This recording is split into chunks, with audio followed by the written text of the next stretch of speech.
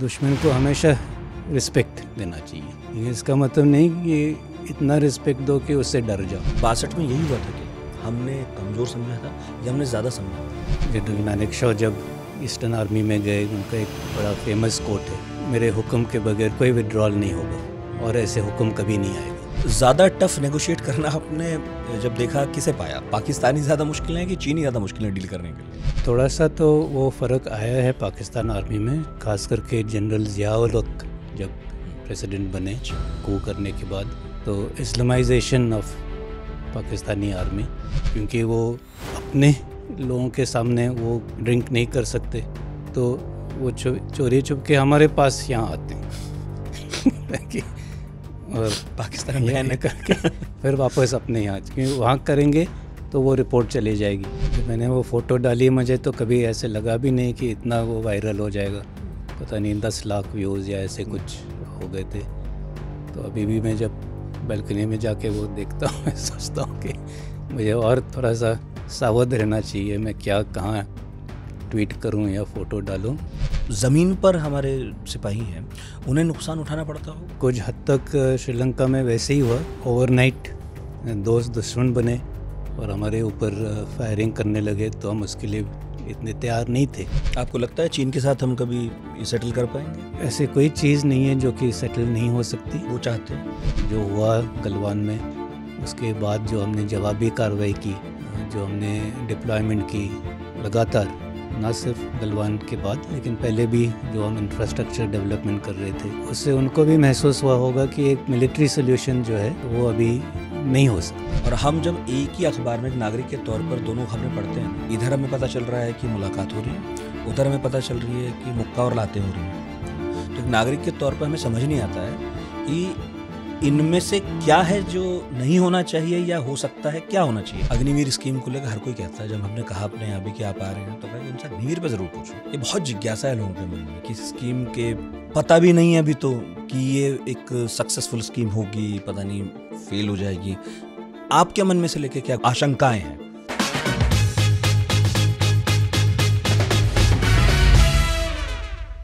पढ़ाकू नितिन करते हुए हमें काफ़ी लंबा अरसा हो गया है। कभी हमारे साथ डिप्लोमेट होते हैं, कभी नेता होते हैं, कभी प्रोफेसर्स होते हैं, और आज हमारे साथ जो हैं, इस पद पर बैठने वाला ऐसा कोई व्यक्ति हमारा कभी मेहमान नहीं हुआ है। एक किताब लिखी है आपने, द कैंटोनमेंट कॉन्स्पिरेसी। आपने भारत के कुछ मुश्किल सवालों को अपने कार्यकाल में हल किया है, और आजकल आप लोगों से मिल रहे हैं, इंटरव्यूज़ दे रहे हैं, और मौके ऐसे कम आते हैं जब आमना सामना हो भारत के थल सेनाध्यक्ष से। आपने 4 दशकों तक काम किया, भारत के 28वें सेनाध्यक्ष रहे, और हमारी खुशनसीबी कि आज आप पढ़ाकू नितिन में भी हमारे मेहमान हैं। आपकी किताब पर तो बात करेंगे, लेकिन जनरल मनोज नरवणे, आपकी किताब पर तो बात हम करेंगे, लेकिन पहले मेरे मन में ये सवाल है, और हमारे प्रोड्यूसर के भी, कि सर से पहले पूछ लीजिएगा कि हमें आपसे डरने की ज़रूरत तो नहीं है अगर हमने कोई गलत सवाल पूछ लिया? नहीं, डरने की पहली बात तो बहुत बहुत शुक्रिया, आपने मुझे ये मौका दिया आपके साथ बातचीत करने का, और डरने की कोई वजह नहीं है। हालांकि कई लोग बोलते थे कि आपका नाम मनोज नरावने नहीं, मनोज डरावने है।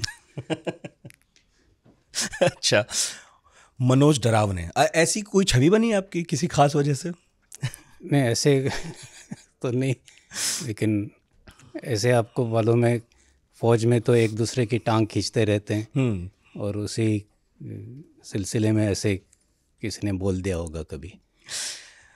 ये कमाल की बात है कि आपने 40 साल के करीब, उससे भी ज़्यादा फौज में काम किया, और अब आप एक लेखक के तौर पर लोगों से मिलजुल रहे हैं। तो मेरे हाथ में आपका एक उपन्यास है, इससे पहले आप कहानियाँ लिखते रहे हैं, है ना? तो पहले तो मुझे ये बताइए सर, ये उपन्यास किस बारे में है, क्या सोचा आपने? रिटायरमेंट में के बाद मैं कई जगह जाता हूँ लेक्चर देने के लिए, लीडरशिप के ऊपर, मैनेजमेंट के ऊपर। तो एक वक्त एक अवसर मौका ऐसे था जहाँ पर मैं एक जगह पर गया था, वो मैं जगह के नाम नहीं बताऊंगा, और वहाँ में एक पुराने ब्रिटिश ज़माने के कॉलोनियल स्टाइल घर में रह रहा था, और डिनर के बाद एक बार जब बाहर एक आखिरी बार एक सैर कर रहे थे, तब वो माहौल ऐसे था कि मुझे लगा कि ये एक अच्छी जगह है जहाँ पर एक ऐसे कहानी बन सकती है। तो पहले वो लोकेशन दिमाग में आया, ना कि कहानी। और फिर मैंने सोचा कि अच्छा अभी इसमें किस किस्म की कहानी हो सके, क्योंकि चाहे वो घोस्ट स्टोरी भी हो सकती है या और कुछ। तो फिर सोचा कि एक इस पर एक मर्डर मिस्ट्री को क्यों ना लिखी जाए, और वहाँ से ये पूरा जो ख्याल है वो पैदा हुआ। मिलिट्री थ्रिलर का, जैसा आप इसमें कहते हैं। तो एक बार जब मर्डर मिस्ट्री की सोच आई, तो क्योंकि मैं आर्मी से हूँ, तो आर्मी का सेटिंग चुना मैंने कि एक कैंटोनमेंट में ये पूरी कहानी होती है, और किस किस्म से ये दो अफसर जो हैं, जो यंग अफसर हैं, और हाल ही उनका कमीशन हुआ है, तो वो भी पहली बार यूनिट में गए हैं, और उनको भी इतना मालूम नहीं होता कि आर्मी का काम करने का तरीका कैसे, तो वो भी सीख रहे हैं। और साथ साथ ये जो घटना घड़ी है उस कैंटोनमेंट में, उसके सिरे ढूंढने की कोशिश करते हैं कि क्या हुआ, कैसे हुआ, और उसको उस मर्डर को सॉल्व करते हैं। आप सर कहानियाँ शुरू से लिखते थे? इतने बड़ी कहानी तो नहीं, छोटी छोटी, लेकिन हाँ शॉर्ट स्टोरीज एक दो लिखे हैं। एक कारगिल के दौरान एक टाइगर हिल नाम की भी एक शॉर्ट स्टोरी लिखी थी, जो दिल्ली प्रेस के अलाइव मैगज़ीन में आया था। जो आर्मी के जर्नल होते हैं, इन्फेंट्री जर्नल या ऐसे कुछ, उसके लिए एक दो बार वहाँ पर भी शॉर्ट स्टोरीज लिखे हैं। और उसके अलावा प्रोफेशनल जो मैगज़ीन है उसके लिए प्रोफेशनल आर्टिकल्स भी लिखे हैं। तो दोनों किस्म की राइटिंग में करता था, बहुत प्रोफेशनल नॉन फिक्शन और वेरी ब्रीफली शॉर्ट स्टोरीज। तो एक तरह से ये था मेरे मन में कि एक बड़ा सा एक उपन्यास लिखूं मैं। कलम के साथ जनरल, और यही कहते हैं pen is mightier than the sword.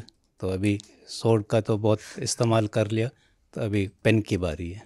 तो अभी आप एक लेखक भी हैं, ये तो हम मान लेते हैं। वैसे मैं उपन्यास पढ़ रहा हूँ, जब पूरा पढ़ूंगा तो आपको बताऊंगा कि मुझे इसके बारे में क्या लगा।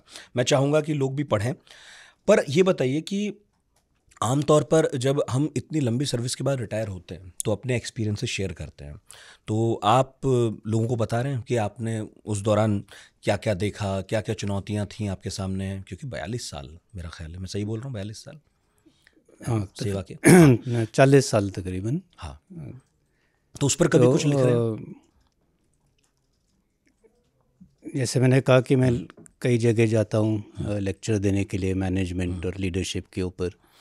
तो उन लेक्चर के ज़रिए जो जो चुनौतियों का सामना करना पड़ा, कैसे किया, और लेक्चर के बाद सवाल और जवाब भी होते हैं, क्वेश्चन आंसर सेशन, उसमें भी लोग पूछते हैं कि अलग अलग जगह पे टेन्योर में क्या हुआ। तो उस तरीके से हाँ ज़रूर मैं लोगों तक ये बात पहुंचा रहा हूँ कि आर्मी का जीवन कैसे होता है, क्या होता है। और एक बात तो मैं हमेशा कहता हूँ कि पैसे के लिए आर्मी में मत आना। वो नहीं है। आर्मी इज़ अ कॉलिंग, और एक अलग ज़िंदगी जीने का तरीका है, वे ऑफ लाइफ। और आपको अगर एडवेंचर चाहिए, दुनिया देखनी है, देश भर सर्विस करनी है और देखनी है, तो ज़रूर आए। और अंदर से वो इच्छा होनी चाहिए आर्मी में आने की। सही। ये जो पॉडकास्ट है सर, इसका नाम पढ़ाकू नितिन है ना। इसमें हम जो हमारी जिज्ञासा होती है और जो हमारे सुनने वालों की जिज्ञासा है, उसे सवाल बना के पेश करते हैं। तो मैं चाहूँगा कि आज मैं वो पूछूँ आपसे जो मेरे मन में आए। तो ये जो आप कह रहे हैं तो मैं आगे पूछ ही लूँगा, पर पहला सवाल मैं ये है फिर मेरा कि जैसे कोई व्यक्ति, आप तो 16 साल की उम्र में चले गए थे एनडीए में, आई थिंक, है ना। तो 16 साल की उम्र में चले गए, फिर 40 साल की सेवा की। जब आप ऐसे किसी सेटअप में रहते हैं, कितना आइडिया रह जाता है या होता है जो बाहर लाइफ चल रही होती है, क्योंकि आप लगातार सरहदों के पास, कैंप्स में, है ना, बड़ी चुनौतियों को सॉल्व करते हुए। तो जो सिविलियंस की प्रॉब्लम्स हैं या जो देश में बाकी चीज़ें हो रही होती हैं, इससे कितना राब्ता रह जाता है किसी आर्मी वाले को, और ख़ासकर आप जैसे ऑफिसर का? देखिए, हम तो समाज से आते हैं, आम नागरिक होते हैं, कुछ हद से तक वर्दी पहनते हैं, चाहे वो 20 साल हो, 30 साल हो, और रिटायरमेंट के बाद वापस समाज में ही जाते हैं। तो हम कोई पराये नहीं हैं, हम तो सोसाइटी का ही हिस्सा है। बिल्कुल। ये ज़रूर है कि जब हम इन यूनिफॉर्म होते हैं, वर्दी में होते हैं, तो हमारा काम करने का तरीका, चाल ढलन अलग हो जाती है। लेकिन हमारे सारे दोस्त फौजी तो नहीं हैं, हमारे दोस्त, परिवार वाले, रिश्तेदार, वो भी तो सिविलियन ही हैं। तो जब छुट्टी जाते हैं, जब फैमिली फंक्शन होते हैं, शादियाँ होती हैं, तो उन्हीं के साथ मुलाकातें होती हैं। तो ये कहना कि हमें बाहर समाज में क्या हो रहा है वो या तो नहीं मालूम है या उससे हम इंसुलेटेड है, वो सही नहीं होगा। हमें पक्का मालूम होता है कि आम आदमियों के भी दिक्कतें क्या हैं। ये नहीं कि हम अपने कैंटोनमेंटों में घुसे हुए हैं और बाहर की दुनिया में क्या है उसका हमें कोई अंदाज़ा नहीं।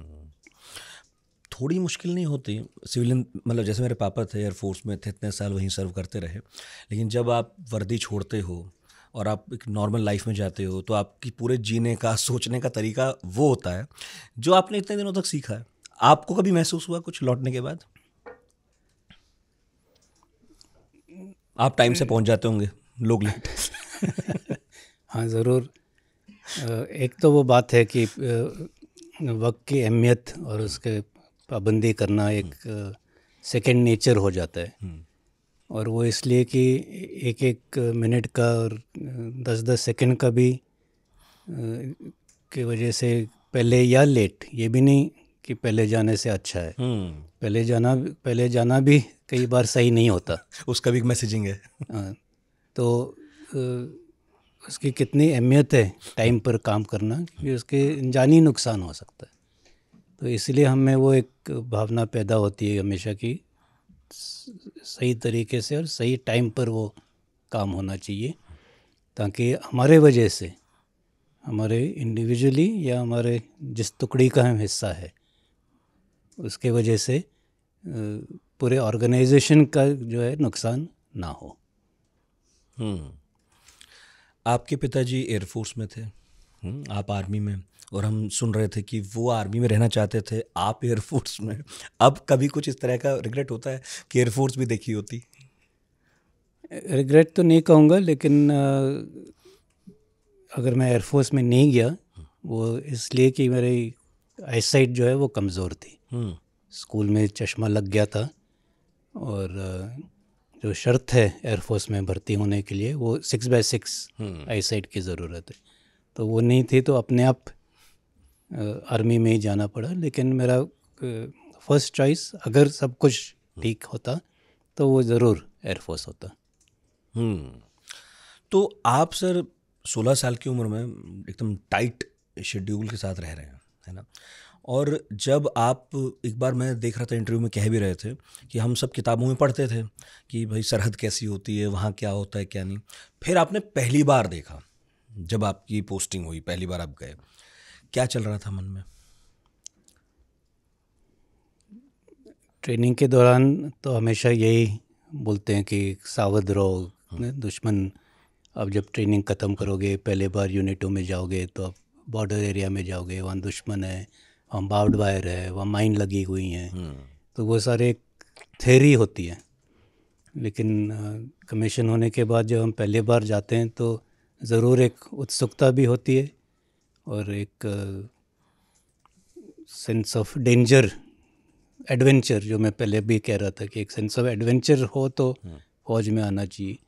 तो ये सारे मिक्स्ड फीलिंग्स होते हैं कि अभी हमें उस जगह पे पहुंचा हूँ जिसके लिए मुझे इतनी सख्त ट्रेनिंग दी गई है, और अभी मुझे उस ट्रेनिंग में जब जो भी सीखा है उसको अभी मैंने अमल करना है यहाँ पे आके। तो आप थे 1980 में 76 लाइट इन्फेंट्री में, यहाँ आपको कमीशन मिला, और वैसे आप रहने वाले महाराष्ट्र के हैं। ये हमारी सेना की कैसी खूबसूरती है, जैसे बाहर के लोगों को बहुत कम पता है कि सिख रेजिमेंट हो सकती है, राजपूत रेजिमेंट हो सकती है, मराठा रेजिमेंट हो सकती है, लेकिन बिल्कुल ज़रूरी नहीं है कि कोई वहीं से आने वाला व्यक्ति उस रेजिमेंट में हो, है ना। तो आप सिख रेजिमेंट में थे, तो सिख रेजिमेंट में जैसे होते हैं मतलब इन्फेंट्री में, इसमें क्या एक दूसरे का अभिवादन कैसे होता है? एक तो जब हम आईएमए में होते हैं तो हमें चॉइस ऑफ आर्म्स नाम का एक प्रोसीजर होता है जिसमें हमें पूछा जाता है कि आप कहाँ पर जाना चाहोगे, इन्फेंट्री में या आर्मर्ड कोर में या एएससी वगैरह, जो भी जितने भी हिस्से हैं आर्मी के। और अगर आप इन्फेंट्री में जाना चाहते हो तो इन्फेंट्री में कौन से रेजिमेंट में, और उसके भी फर्स्ट सेकंड थर्ड चॉइस देना पड़ता है। तो सिख लाइट इन्फेंट्री मेरे तीनों चॉइसेस में से नहीं था। अच्छा। तो एक किस्म से एक ये लॉटरी होती है, हाँ, कि कहाँ किसका नंबर पड़ेगा, और वो भी एक किस्मत है कि आप एक अच्छी यूनिट में, मुझे कमीशन मिला 7 सिखलाई, और जो भी मैं हूँ वह मेरी यूनिट के बदौलत हूँ। तो पहली पोस्टिंग कहाँ थी सर? पहली पोस्टिंग गैंगटॉक में थी, और चॉइस ऑफ आर्म्स में एक एक करके हमें आगे जाना पड़ता है डिप्टी कमांडेंट, आईएमए के डिप्टी कमांडेंट के पास, और अपना नाम नंबर बताने के बाद वो कहते हैं कि कौन सी यूनिट मिली है। तो जब उन्होंने 7 सिखलाई कहा तो थोड़ा सा धक्का लगा, क्योंकि मेरे किसी भी चॉइस में नहीं था। लेकिन जब मैं वापस आकर अपने सीट पर बैठा तब जो फौजी बच्चे थे और जिनको थोड़ा मालूम था, और सभी लोग सुन रहे होते हैं कि अच्छा, किसको क्या यूनिट मिला है, तो मेरे बैचमेट जो पीछे बैठा था उसने बोला go very good, it's in Gangtok. तो गैंगटॉक का नाम सुनते ही मेरा मोराल बदल गया कि एक नई जगह फॉरवर्ड एरिया में, सिक्किम, एग्जॉटिक प्लेस गैंगटॉक। तो एकदम से मुझे जो है ऐसे जान में जान आ गई कि हाँ, इसीलिए मैं आया था फौज में, तो चलो चल पड़ते हैं गैंगटॉक के लिए। फिर आप सिक्किम गए, और जब एक तसव्वुर होता है कि अच्छी जगह है, खूबसूरत जगह है, मैं वहाँ जाऊँगा, लेकिन फिर जब गए होंगे तो कुछ चैलेंजेस भी दिखे होंगे पहली बार। हाँ, तो कि सिक्किम सब अच्छा ही नहीं है। नहीं, सिक्किम तो फील्ड एरिया था, और उस वक्त सड़कें वगैरह इतनी अच्छी नहीं थी। हाँ, हमारी बटालियन डिप्लॉयड थी नथुला पास में, यस, जो एक बहुत ही अहमियत वाली जगह है। बिल्कुल। और उस वक्त इंडिया और चाइना के बीच में तनाव काफ़ी ज़्यादा थे, तो दूर से ही बंकर के जो लूपहोल है उसी में से हम एक दूसरे को देखते थे। ये नहीं कि बाहर खड़े होके देख लिया कि क्या है। अच्छा, फायरिंग के हो सकता था कभी। तो ऐसे मतलब सिचुएशन आज के जैसे नहीं, जहाँ बसें भर भर के टूरिस्ट जाते हैं नथुला घूमने के क्या है। तो वो मेरा पहला एक्सपीरियंस था बॉर्डर का भी, और पीएलए चाइनीज़ सोल्जर्स को देखने का भी। तब तक ये अंडरस्टैंडिंग हो गई थी कि हम एक दूसरे पर गोली नहीं चलाएंगे? नहीं, उस वक्त ऐसे कोई अंडरस्टैंडिंग नहीं थी, इसलिए हम एक सावध होके ही चलना पड़ता था, बंकर में रह के, व्यू पॉइंट में रह के, और जो भी पेट्रोलिंग करते थे वो पूरे टैक्टिकल तरीके से, कि हम टारगेट ना बने। ये जानने की उत्सुकता है मुझे, जब हम अभी ये जब गलवान वाला चैप्टर पूरा हुआ तो हम यहाँ बहुत सारे लोग जो अंदर बैठे थे वो सब पढ़ रहे थे कि खबर पर नज़र रखे हुए थे। बहुत सारे लोगों को उस वक्त पता चला कि एक अंडरस्टैंडिंग है हमारी चीन के साथ कि हम हथियार नहीं चला रहे हैं, लेकिन उसके अलावा बाकी सब कुछ चला रहे हैं, है ना, हाथापाई भी हो रही है, सब हो रही है। इस तरह की अंडरस्टैंडिंग होना या एग्रीमेंट होना, ये किससे अख्तियार में आता है? कौन फैसले करता है? ये हमारा पाकिस्तान के साथ नहीं है, चीन के साथ है भाई। ये फैसले कौन करता है, कैसे तय होता है? तो जैसे मैं कहा कि 1980 में ऐसे कोई एग्रीमेंट्स नहीं थे, लेकिन उसके बाद धीरे धीरे अलग अलग एग्रीमेंट हुए। Border peace and tranquillity agreement, confidence building measures, एक मैकेनिज़्म है WMCC जो डिप्लोमेटिक लेवल पे होता है, तो ये समझौते इसीलिए हुए ताकि इस किस्म के किस्से ना हो बॉर्डर के ऊपर जब दोनों फौज आमने सामने आ जाए। और ये कलेक्टिव डिसीजन होता है आर्मी, मतलब आर्मी डिफेंस मिनिस्ट्री और फॉरेन मिनिस्ट्री को मिलके कि उस एग्रीमेंट क्या होगा, उसके क्लॉजेस क्या होंगे, प्रोटोकॉल्स क्या होंगे, और वो दोनों देश जो है इस पर सहमति जताते हैं, साइन होता है बाकायदा, और फिर वो मतलब अमल में लाया जाता है बॉर्डर के ऊपर। आपका सर बहुत लंबा चौड़ा एक्सपीरियंस है, मतलब अब कितने सवाल पूछूंगा, लेकिन हम पॉडकास्ट से पहले कुछ बातें कर रहे थे खासकर चीन के बारे में, क्योंकि उसे लेकर सबके मन में है कि चीन के साथ हमारे रिश्ते किस दिशा में जाएंगे, अगर कभी एस्केलेट हो गया तो हम किस तरह की लड़ाई में उलझेंगे। तो अभी हाल तक भी आप जब सेवा में थे बहुत अच्छी स्थितियां तो नहीं ही थी। उनकी और हमारी आर्मी में बुनियादी तौर पर क्या फ़र्क है, और अप्रोच के लेवल पर भी? एक तो मैं ये कहूँगा कि हमारी आर्मी एक पूरी वॉलंटियर आर्मी है। उनका 2 साल कंपलसरी सर्विस होता मैंडेटरी है, सर्विस है। Mandatory service. तो बुनियादी तौर पे वहीं से फ़र्क शुरू होता है। और हमारा जो रेजिमेंटल सिस्टम है, जहाँ एक बार आप एक रेजिमेंट में, और ना सिर्फ रेजिमेंट में, उस रेजिमेंट की बटालियन में एक बार आप उस बटालियन में चले गए, वो आपका परिवार बन गया जब तक आप रिटायर नहीं होंगे। तो इस सिस्टम के बहुत सारे फ़ायदे हैं कि जो एस्प्री द कोर, जो कैमरेडरी, आपसी मेल मिलाप जो होता है, वो बहुत स्ट्रांग बन जाता है। और वही वजह है जिसके कारण हम जहाँ जहाँ ऐसे चुनौतियों का हमें सामना करना पड़ता है और स्थितियाँ मुश्किल होती है, तो हम उसको झेल पाते हैं। रेजिमेंटल सिस्टम और जो एस्प्री द कोर हमारे बीच में होता है। और अप्रोच उनकी और हमारी में क्या फ़र्क आपको लगता है? लोअर लेवल पे जो है दोनों आर्मीज़ प्रोफेशनल आर्मीज़ हैं, तो मैं ये नहीं कहूँगा कि वो ढीले हैं, या और ऐसे कहना या सोचना भी एक तरीके से एक डेंजरस चीज़ है, क्योंकि कभी भी अपने दुश्मन को अंडर एस्टिमेट नहीं करना चाहिए।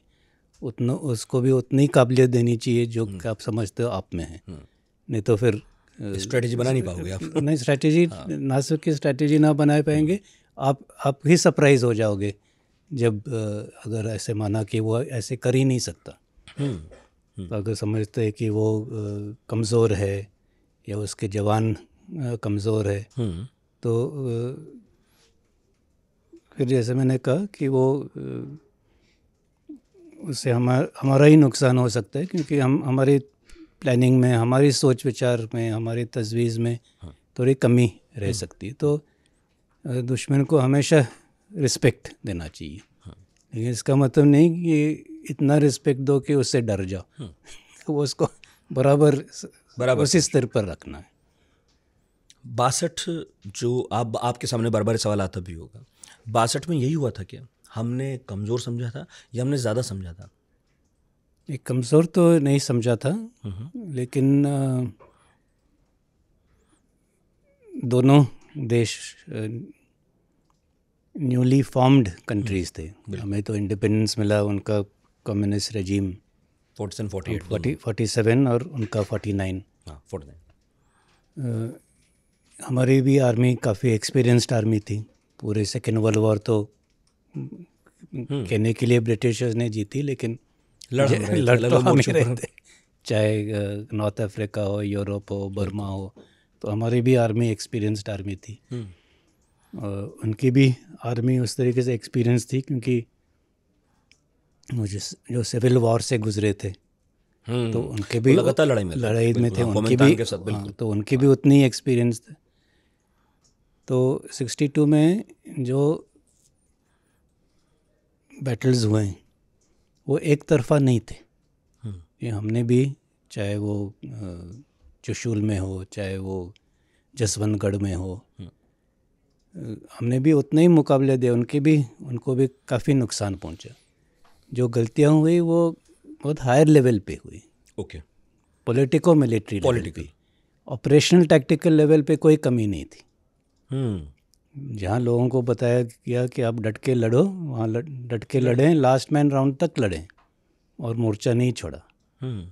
लेकिन जहाँ स्ट्रेटेजिक लेवल पे या पॉलिटिकल मिलिट्री लेवल पे गलतियाँ हुई, तो मैं मानता हूँ कि जो हार हुई है 62 में वो उस वजह से हुई, ना कि क्योंकि हमारी आर्मी कमज़ोर थी या हमारे आर्मी में वो काबिलियत नहीं थी या हमारे जवान में वो काबिलियत नहीं थी कि हम उनका मुकाबला कर सके।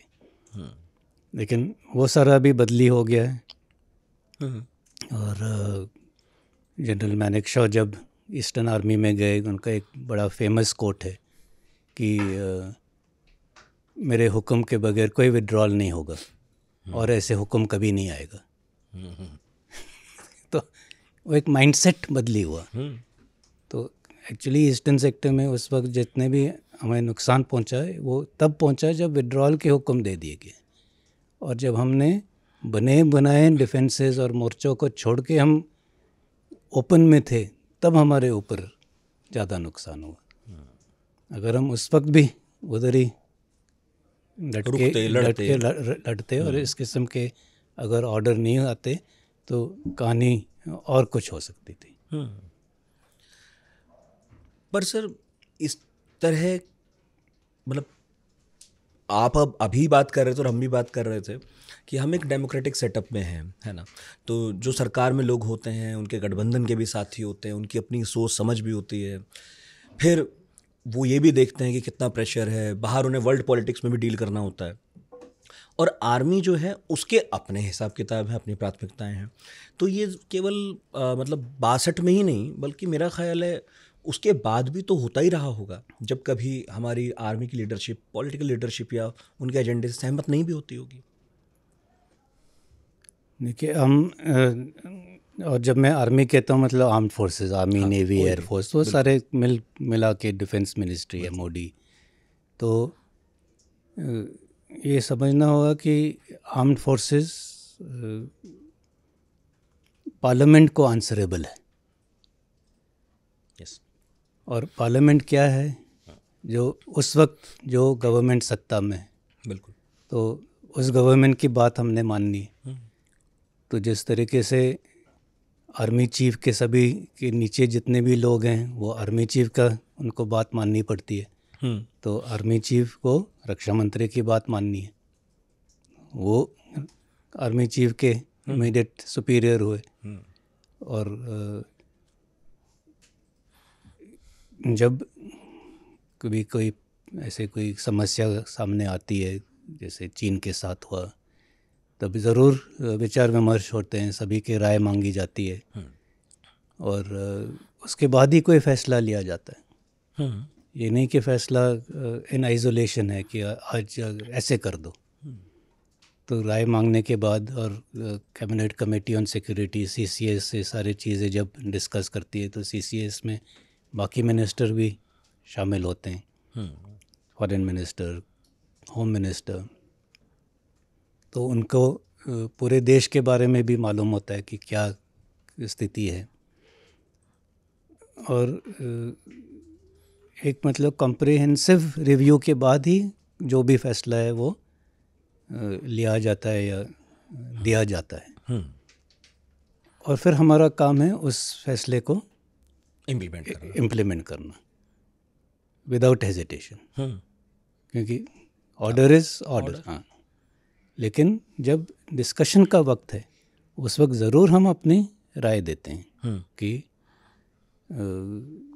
क्या क्या ऑप्शन है, इस ऑप्शन के फ़ायदे नुकसान क्या है, दूसरे ऑप्शन के फ़ायदे नुकसान क्या है। बाकी फैसला जिसने लेना है उसने वो लेना ही है। तो ये मतलब ये काम करने का एक तरीका है जो, और ये नहीं कि सिर्फ ये आर्मी में या गवर्नमेंट में, सभी जगह होता है। चाहे आप इंडस्ट्री ले लो, बोर्ड रूम में भी तो वही होता है। और अंत में वो जो भी चेयरमैन है वो कहेगा कि नहीं हम ये करेंगे, सब मानते हैं फिर, और फिर सब मानते हैं। क्योंकि कंपनी को प्रॉफिट करना है, प्रॉफिट बनाना है, शेयर होल्डर्स के लिए कुछ ना कुछ देना है। तो उसी तरह आप उदाहरण के तौर पर, एग्जैक्टली तो ऐसे नहीं है, लेकिन उदाहरण के तौर पर कि हमेशा एक डिस्कशन होता है, लेकिन एक बार जब फैसला हो गया तो हो गया। अच्छा, हम एक डेमोक्रेसी हैं और इससे अच्छी व्यवस्था फिलहाल तो अभी तक इजाद हुई नहीं, ऐसा हम सब मान रहे हैं। मगर जब आप एक डेमोक्रेटिक सेटअप में फैसला करते हैं तो सीमा पर खड़े जवान से लेके और दिल्ली में बैठे हुक्मरानों तक एक चेन है पूरी। हम इंडिया हैं, हम ऐसे करते हैं जैसा आपने बताया। उधर जब चाइना से कुछ होता है, क्या वो इससे थोड़ा अलग होता है? क्योंकि अभी हम पॉडकास्ट से पहले जब बात कर रहे थे, जब मैं आपसे कह रहा था कि इतनी मीटिंग्स और फिर 2-4 किलोमीटर आप आगे पीछे होते हैं, तो ये प्रक्रिया क्या होती है डिसएंगेजमेंट की, पीछे हटने की?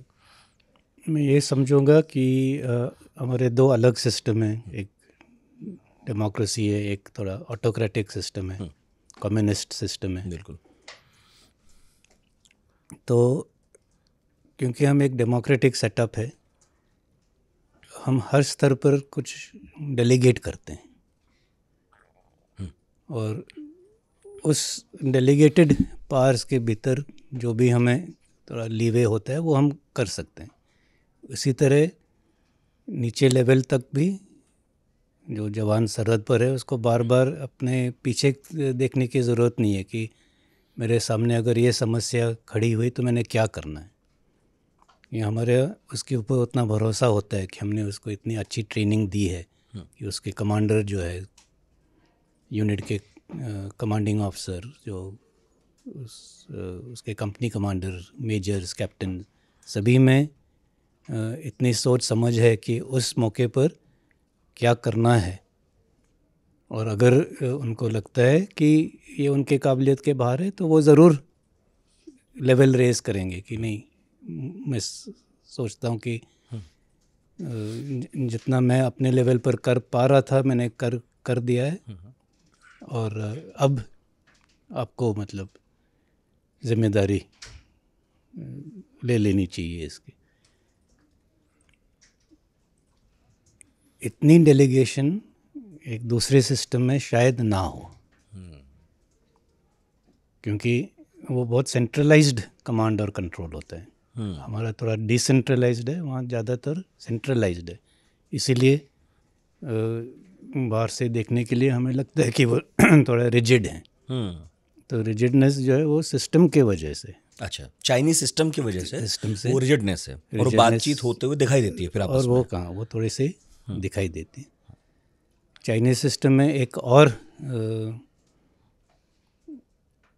प्रक्रिया है, वो है पॉलिटिकल कमिश्नर। तो एक हर यूनिट में एक आर्मी लीडर होता है और एक पॉलिटिकल लीडर होता है। और पॉलिटिकल लीडर सभी के ऊपर नज़र रख रहा है कि किसका क्या सोच विचार है, कि कौन पार्टी के साथ है, कौन ऐसे विचार प्रकट कर रहा है या किसका सोच विचार इतना जो है पार्टी लाइन से अलाइन नहीं है। तो ये एक और वजह है कि लोग जो है बिल्कुल दाहिने बाएं थोड़ा सा भी नहीं हिलते, क्योंकि वो पॉलिटिकल कमिश्नर अगर एक भी उनके खिलाफ एक कमेंट डाले अपने रिपोर्ट में तो ये समझो कि उनकी जो है ज़िंदगी और कैरियर उधर ही ख़त्म हो जाएगा। तो पॉलिटिकल कमिश्नर उसी लेवल पे मैं कहूँगा कि वो ज़्यादा पावरफुल है और उसके मौजूदगी में सारे लोग थोड़ा सा डरे हुए से ही रहते हैं। ओह, ये एक बड़ा फ़र्क है। ये हाँ, बहुत बड़ा फ़र्क है। तो इतने लंबे करियर में जब कभी नेगोशिएशन की बात आती ही होगी, क्योंकि आप जम्मू कश्मीर में भी थे और चीनी सरहद की तरफ भी थे, तो ज़्यादा टफ नेगोशिएट करना आपने जब देखा किसे पाया? पाकिस्तानी ज़्यादा मुश्किल है कि चीनी ज़्यादा मुश्किल है डील करने के लिए? पाकिस्तान के साथ इतने ज़्यादा नेगोशिएशंस नहीं हुए। हालांकि एक जो पहले सीज़ फायर एग्रीमेंट था 2003 का, वो 2021 में वो फिर से लागू किया गया तो क्योंकि वो पहले से एक एग्रीमेंट था जो रिन्यू ही करना था। रिन्यू मतलब वो धीरे धीरे वो कोई उसको मान नहीं रहा था, वो तो अंधाधुन उल्लंघन होता है। हाँ उल्लंघन होता है, तो वो अंधाधुन फायर करते थे, हम उसका हम भी जवाब देते थे। ये खबरों की एक लाइन हमेशा हम सुनते हैं, पाकिस्तान की तरफ से सीज फायर उल्लंघन। तो महीने में 300 400 500 ऐसे वायलेशंस होते थे, तो मतलब वो एग्रीमेंट ना के बराबर ही रह गया था। तो लेकिन उसका किसी को फ़ायदा नहीं हो रहा था, खास करके जो दोनों तरफ के सिविलियन जो पॉपुलेशन थे, नुकसान तो उन्हीं को हो रहा था, क्योंकि जब फायरिंग होती है हम तो अपने बंकरों में घुस जाते हैं। सही। गोला जाकर कहाँ गिरता है? सिविल में, खेती में, गांव में, तो उन्हीं को जानी नुकसान हो रहा था। तो ये सीज़ फायर दोनों साइड के जो है सिविल पॉपुलेशन के लिए एक बहुत बड़ी चीज़ थी, अच्छी चीज़ थी, तो उसको रिन्यू करना था। तो इसलिए ख़ास ऐसे नेगोशिएशंस की ज़रूरत नहीं पड़ी। लेकिन चाइना के साथ ज़रूर कई राउंड हुए नेगोशिएशंस के, और इसमें जैसे मैं अभी कह रहा था कि रिजिड स्टैंस, और क्योंकि कोई उनके पास गुंजाइश नहीं थी कि किसी काउंटर प्रपोज़ल को रिस्पॉन्ड करने के लिए या उसे मानने के लिए, तो उनको हमेशा उस बात को वापस अपने टॉप मैन तक पहुंचाना है इससे पहले कि दोबारा वो डिस्कस कर मतलब जो प्रतिनिधिमंडल आता है वो उतने अधिकारों से लेस नहीं होता कि थोड़ा इधर या उधर बात हो सके, उन्हें वापस जाकर बात करनी होती है। इसलिए किसी फैसले पर पहुंचना बहुत मुश्किल है। इसलिए मुश्किल है, और तभी इतने सारे राउंड हुए बातचीत के, 10 राउंड के बाद ही पहला जो है डिसएंगेजमेंट हो पाया। तो यही वजह थी। और डिस्कशन के दौरान क्योंकि हम एक दूसरे की भाषा नहीं जानते, हाँ, उसके वजह से भी कभी कभी समझने में भी, और कि वो क्या कह रहा है हम सही समझे हैं, और जो हमने जवाब दिया है वो उसने सही समझा है या नहीं, उसमें भी काफ़ी पहले वक्त जो है एक दूसरे को समझने में ही 2-3 राउंड लगे, और फिर थोड़ा सी बात आगे बढ़ती गई। इस वजह से भी थोड़ी प्रॉब्लम्स होती हैं कि कई बार कुछ क्लिप्स आ जाती हैं वहाँ से, जो हम लोग भी मतलब सिविलियंस देखते हैं, हम उनमें देखते हैं कि हम उन्हें हिंदी में समझा रहे हैं, वो जो कह रहे हैं वो तो हमारी पकड़ में आ ही नहीं रहा है। तो कई बार कोई बात जो सुलझ भी सकती है, कई बार इसलिए भी उलझ जाती है बॉर्डर्स पर। हाँ, ज़रूर हो सकता है, क्योंकि इंटरप्रिटेशन में भी कभी कभी गलतियाँ हो सकती हैं। और जैसे मैंने कुछ कहा कि अपने इंटरप्रेटर को कि ये बात समझाओ, अभी वो जब मैंडरिन में कह रहा है उसने सही तरीके से वो कहा है या नहीं मैं नहीं पकड़ पाऊँगा। हो सकता है कि वो जाने अनजाने में कोई शब्द गलत इस्तेमाल करें, और ख़ास करके मैंडरिन में जो कि एक टोनल लैंग्वेज है, वो किस तरीके से ज़ोर से हल्के से आप किस तरीके से वो शब्द का उच्चार करते हो, उससे उसका अर्थ बदली हो जाता है। तो ज़रूर ऐसे हो सकता है कि ऐसे हुआ हो कि हमने कुछ कहा है लेकिन वो कुछ और समझे। बहुत अलग तरह का चैलेंज है वो। और जब हम इधर पाकिस्तान की तरफ की बात करते हैं, सरहद की बात करते हैं, तो चैलेंज किस हद तक बदल जाते हैं? वहाँ क्या चैलेंज है, जैसे ये वाला यहाँ पर देखा हमने? वहाँ तो अब हम एक दूसरे की भाषा जो है वो अच्छे से जानते हैं। भाषा भी जानते हैं, एक दूसरे की गालियाँ भी जानते हैं। गाली देते हैं इधर उधर से सब। तो उसमें उनके साथ तो कोई कम्युनिकेशन की कोई ऐसे इशू नहीं है। इशू क्या है? लेकिन इशू यही है कि वो हम तो दोस्ती का हाथ बढ़ाते हैं, वो दोस्ती नहीं चाहते हमसे। तो जब तक वो अपना रवैया नहीं बदलेंगे तो ये ऐसे किस्सा चलता रहेगा। तो लेकिन नुकसान तो उन्हीं का हो रहा है। हम तो इतने आगे बढ़ गए हैं, वो एक फेल स्टेट में माना जाता है। तो उन्हीं को सोचना है कि ये जो उनका रवैया है हमारे साथ, उनकी जो पॉलिसीज़ हैं, क्या उनके लिए फ़ायदेमंद है या उनको इसमें बदलाव लाना है। और अगर वो दोस्ती का हाथ बढ़ाते हैं तो ज़रूर हम उसको स्वीकारेंगे और आगे बातचीत कर सकते हैं। 80 में आप वहीं थे? 80 में नहीं था, 83 में मैं पाकिस्तान बॉर्डर पे था, 83 से 86। 83 से 86। 86। सर ये बॉर्डर कितना बदला है और चैलेंजेस कितने बदले हैं? मतलब 83 84 में, क्योंकि उसके बाद का एक दशक है पूरा जब आतंकवाद चरम पर पहुंचा। मतलब सिख मिलिटेंसी के बाद फिर जम्मू कश्मीर की तरफ लोगों का ध्यान जाने लगा और आप वहीं थे उस वक्त। तो उस वक्त जब हम थे JNK में, वो हम जम्मू के इलाके, JNK के जम्मू के इलाके में नाकी, उस वक्त उस LC पर, लाइन ऑफ कंट्रोल पे, इतने क्रॉस बॉर्डर फायरिंग्स के इंसिडेंट नहीं होते थे। वो थोड़ा सा ज़्यादा पहाड़ी इलाके में जब था वहाँ पर होते थे, और वो क्रॉस बॉर्डर फायरिंग में ही सीमित थे वहाँ। तब तक वो जो है टेररिज्म नहीं हुआ था। ओके। टेररिज्म बाद में 90 के दशक में आया, ना कि 80 के दशक में। उस चुनाव के बाद खासकर खास 86 के तो बाद। हाँ। उस दौरान ऐसी कोई बात नहीं थी। लेकिन उसके बाद जब मेरा दूसरा टेन्योर हुआ फिर से JNK में 92 94, और फिर मैंने मेरे बटालियन की कमांड इंसर्जेंसी के दौरान, हाइट ऑफ टेररिज्म 2000 to 2003, तो मेरे कई टेन्योर हुए हैं JNK में, तकरीबन 5-7 साल के गैप के साथ। तो हर वक्त वो नज़र आता था कि कैसे माहौल जो है बिगड़ता जा रहा है, बिगड़ता जा रहा है, माहौल बिगड़ता जा रहा है। लेकिन जो हमारा इंफ्रास्ट्रक्चर है वो तो बढ़ता जा रहा था। नई सड़कें बन रही थी, जो हमारे बॉर्डर पे बंकर थे वो और अच्छे बन रहे थे, जो हमारे पास हथियार थे, रेडियो सेट थे, वो आधुनिक, मतलब वो आधुनिकीकरण तो होता रहता है। ये एक प्रक्रिया है कि हाँ, हर साल, हर 10 साल के बाद, हर 5 साल के बाद कुछ ना कुछ नया आता रहता है, और ये लेटेस्ट इक्विपमेंट इंडक्ट रहता है। तो ऐसे, लेकिन जो स्थिति थी वो साफ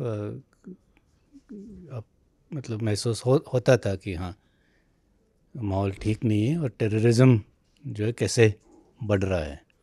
और मैं सोचूंगा कि 2000 के बीच तक वो काफ़ी हालात ख़राब थे। अभी मैंने जो सवाल पूछा चीन के मामले में, आर्मी की बुनियादी जो डिफरेंस है, तो भारत और पाकिस्तान के मामले में आप इसे कैसे डिफाइन करेंगे, उनकी आर्मी और हमारी आर्मी में?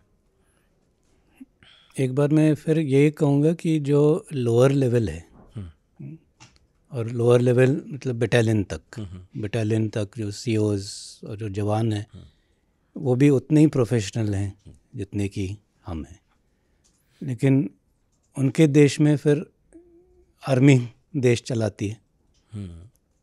तो एक बार वो जब वो सीनियर रैंक में जाने लगते हैं, और जो अपॉइंटमेंट्स उनको मिलती हैं, और फिर जो पॉलिटिक्स में मेडल करते हैं, पॉलिटिसाइज्ड आर्मी है वो, फिर उस लेवल पे थोड़ा सा गड़बड़ शुरू हो जाता है। क्योंकि वो जैसे कहें तो पॉलिटिक्स में घुसने के बाद 3-4 बार को भी हुए हैं पाकिस्तान में, तो उस वजह से उनका फिर ध्यान आर्मी के तरफ कम, और कैसे देश को चलाना है उसके ऊपर ज़्यादा हो जाता है। और कई बार लोअर लेवल पे पाकिस्तान आर्मी के जवान को भी यह महसूस होता है, और इनफॉर्मली वो बताते कि है कि देखो आपके ऑफिसर तो हमेशा होते हैं आपके साथ, हमारे तो पता नहीं महीनों से हमने देखा नहीं उनको। तो ये है फ़र्क। और बाकी वो अमीर भी बहुत होते हैं उनके ऑफिसर्स, कैंट एरियाज में उनकी ज़मीनें हैं। हाँ, तो वो तो किस्से ही सुनने को मिलते हैं। वो अभी वो किताब का नाम मैं एकदम से भूल रहा हूँ, लेकिन वो एक इंस्टीट्यूशनलाइज सिस्टम है कि किसी एक रैंक के बाद आपको अपने आप एक प्लॉट दिया जाता है। नाम याद आ जाएगा तो नेक्स्ट रैंक मिला तो एक और प्लॉट मिल गया, तो जब तक आप रिटायर हो गए तो 3-4 प्लॉट आपके नाम पर तो हो ही गए, बाहर निकलता है। तो वो इंस्टीट्यूशनलाइज किया है क्योंकि सारे पावर तो उन्हीं के हाथ में है। लेकिन क्या ये अच्छी चीज़ है या बुरी चीज़ है, वो बाकी लोग ही देख के खुद कह पाएंगे। और जैसे मैंने कहा कि हम इतने आगे बढ़ चुके हैं और वो फेल स्टेट के दायरे में अभी माना जाता है। जिससे मैं पाकिस्तान की खबरों पर भी नज़र रखता हूँ तो वहाँ पर बच्चे को पता होता है कि उनका कोर कमांडर कौन है। हमारे यहाँ नहीं पता होता। इनफैक्ट जब वहाँ बिजली बहुत लंबे समय तक चली जाती है, 8-10 घंटे हो जाते हैं, तो अपने कोर कमांडर से मिलने चले जाते हैं कि लाइट नहीं आ रही हमारे यहाँ। ये क्या दिखाता है आर्मी के बारे में वहाँ की? तो वही कि कितने वो रोज़ के कामकाज में जुड़ गए हैं और जो मेन उनका काम है कि सरहद की सुरक्षा करना, टेरिटोरियल इंटीग्रिटी एंड सॉवरेनिटी, वो उनके लिए वो सेकेंडरी काम हो गया। और बाकी अंदरूनी मामलों में और अंदरूनी इंटरनल सिक्योरिटी नहीं, इन जैसे चीज़ों में ट्रकिंग कंपनी है उनके, ज़मींदार है, सारे एग्रीकल्चर, बिजनेस करती है बिजनेस। हाँ, पूरे बिजनेस एम्पायर है पाकिस्तान आर्मी का। और बिजनेस एम्पायर ये नहीं कि उस बिजनेस से जो मुनाफा हो वो आधुनिक हथियार या ऐसे कुछ खरीदने के लिए नहीं, वो खुद के प्रॉफिट के लिए। उनकी जासूसी संस्था भी उन्हीं से अलाइंड है, उन्हीं से, हमारी नहीं है। तो इसीलिए जो है वो हम तुलना ही नहीं कर सकते। लेकिन मैं ये भी कहना चाहूँगा कि अगर अपने पड़ोसी देशों में कोई ऐसे इंस्टेबिलिटी हो तो वो हमारे लिए अच्छा नहीं है।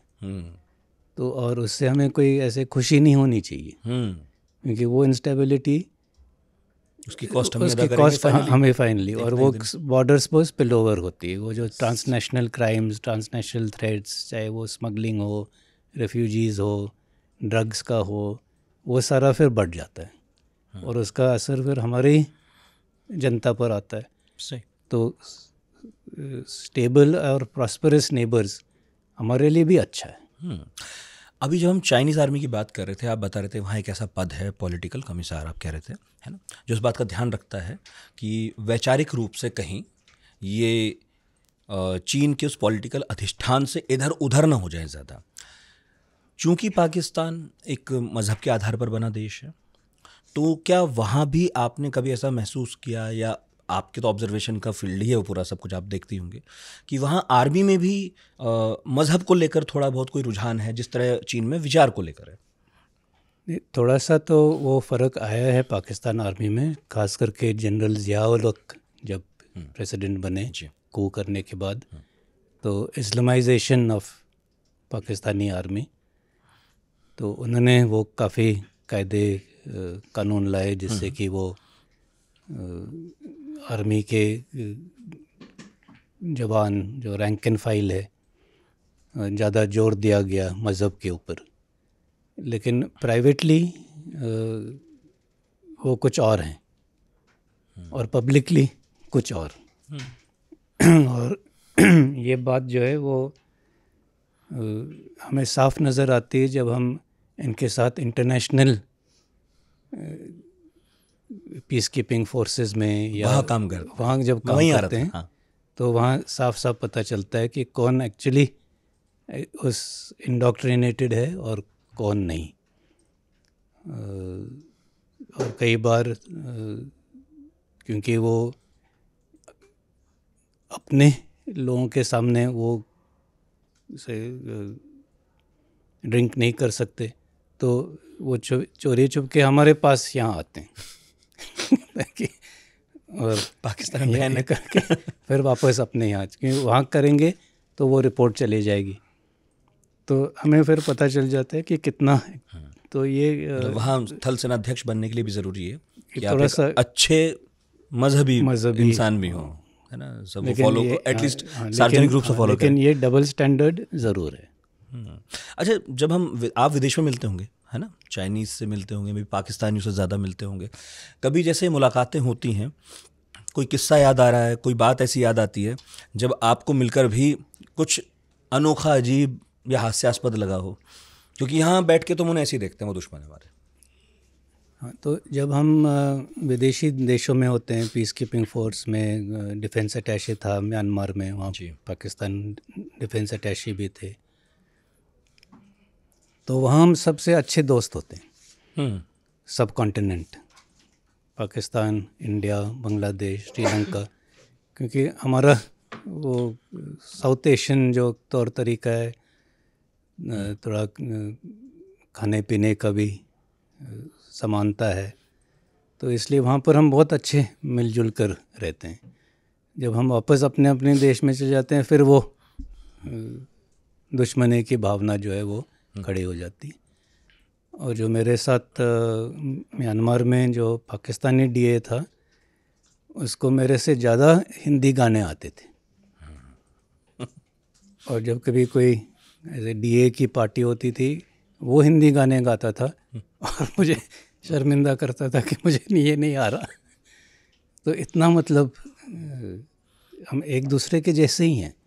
ये हमारे बीच में ये जो सरहद है वो एक आर्टिफिशियल सरहद है, वो बनाई गई इंडिपेंडेंस के टाइम पे, लेकिन हम हैं एक ही लोग, एक किस्म से। आप ये बात कह रहे हैं, लेकिन किसी पाकिस्तानी थल सेनाध्यक्ष के मुख से ये बात सुनने को कभी नहीं मिलेगी।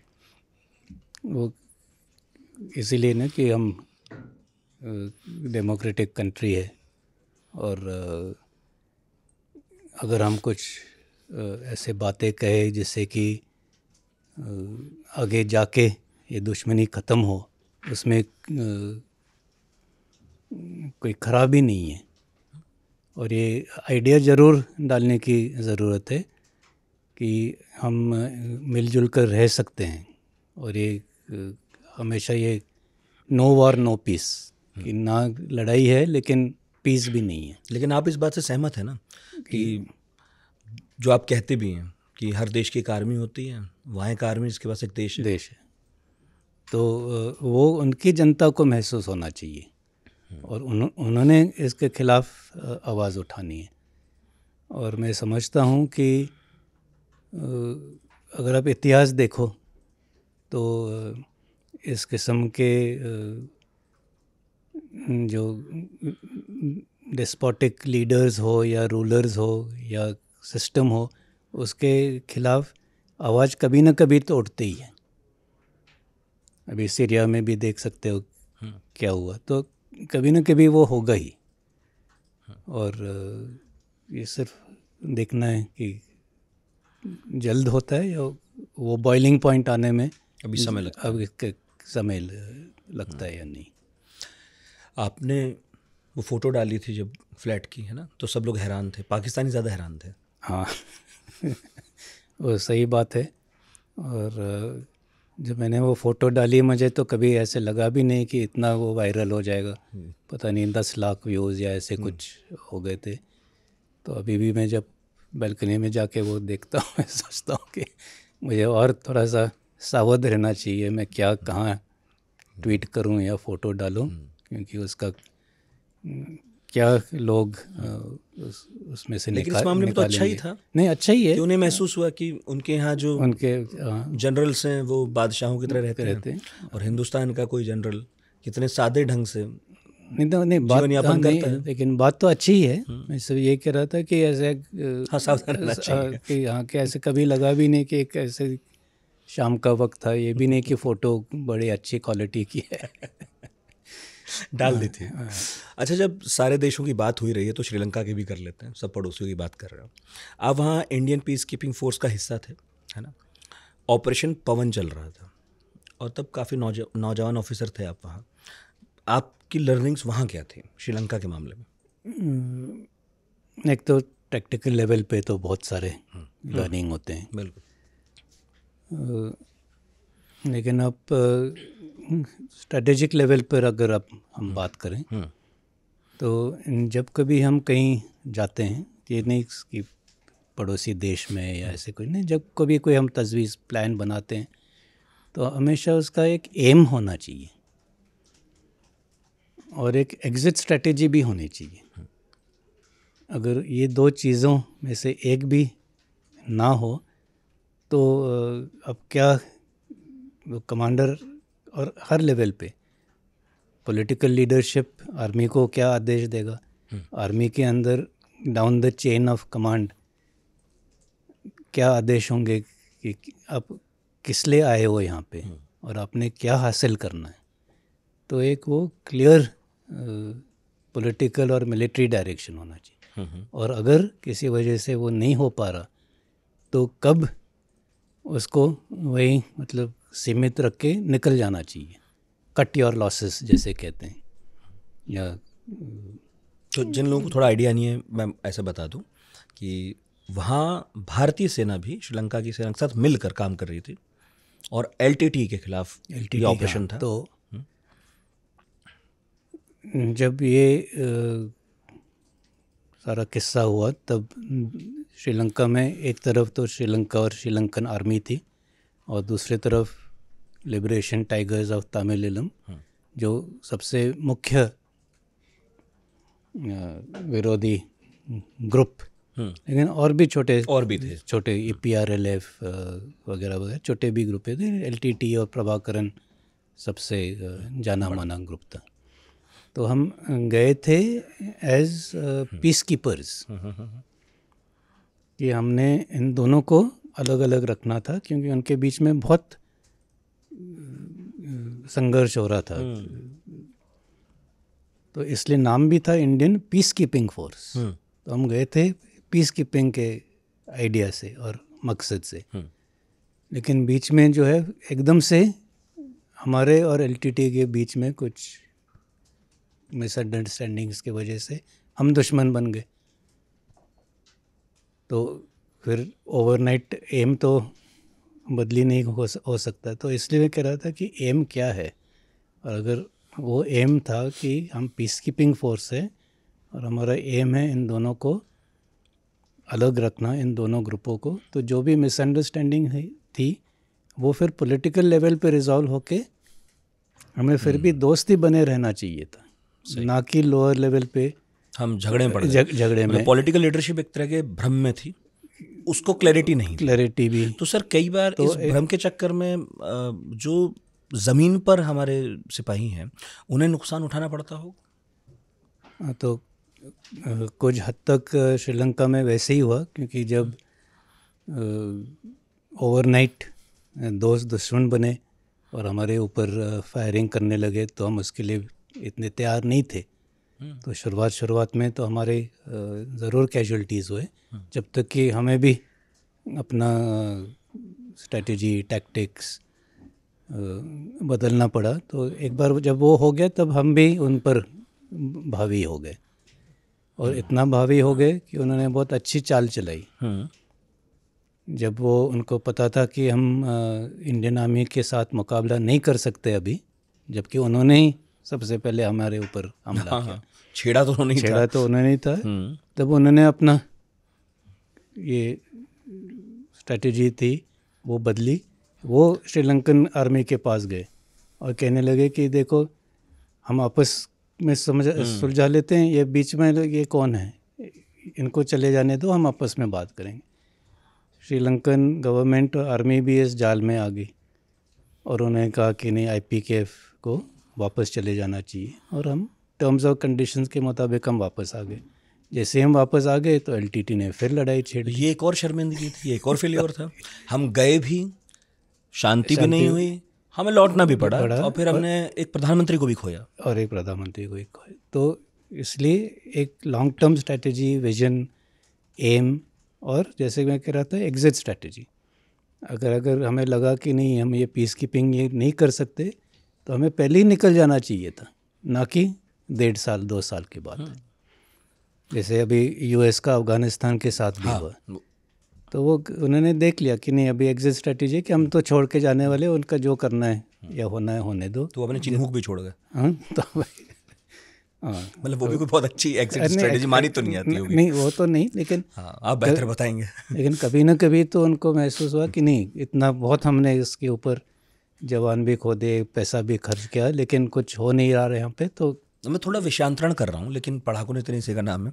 मुझे बताइए, अभी हमने आर्मी की बात की, अमेरिका की, अभी अफगानिस्तान आपने कहा, मगर मुझे याद आता है कि ये इराक की भी कहानी है, ये वियतनाम की भी कहानी है। अमेरिकन फोर्सेस इसी तरह से विड्रॉ करती हैं थोड़ा अब्रप्टली। तो आप अगर ऑब्जर्व कर रहे थे तो प्लीज़ बताइए कि इसमें उनकी लीडरशिप, पॉलिटिकल लीडरशिप का ज़्यादा फॉल्ट होता है या आर्मी की लीडरशिप जो ज़मीन पर होती है? भाई फीडबैक्स तो ही रहते होंगे। फीडबैक तो ज़रूर लेते हैं, लेकिन जैसे मैं कह रहा था कि एक वो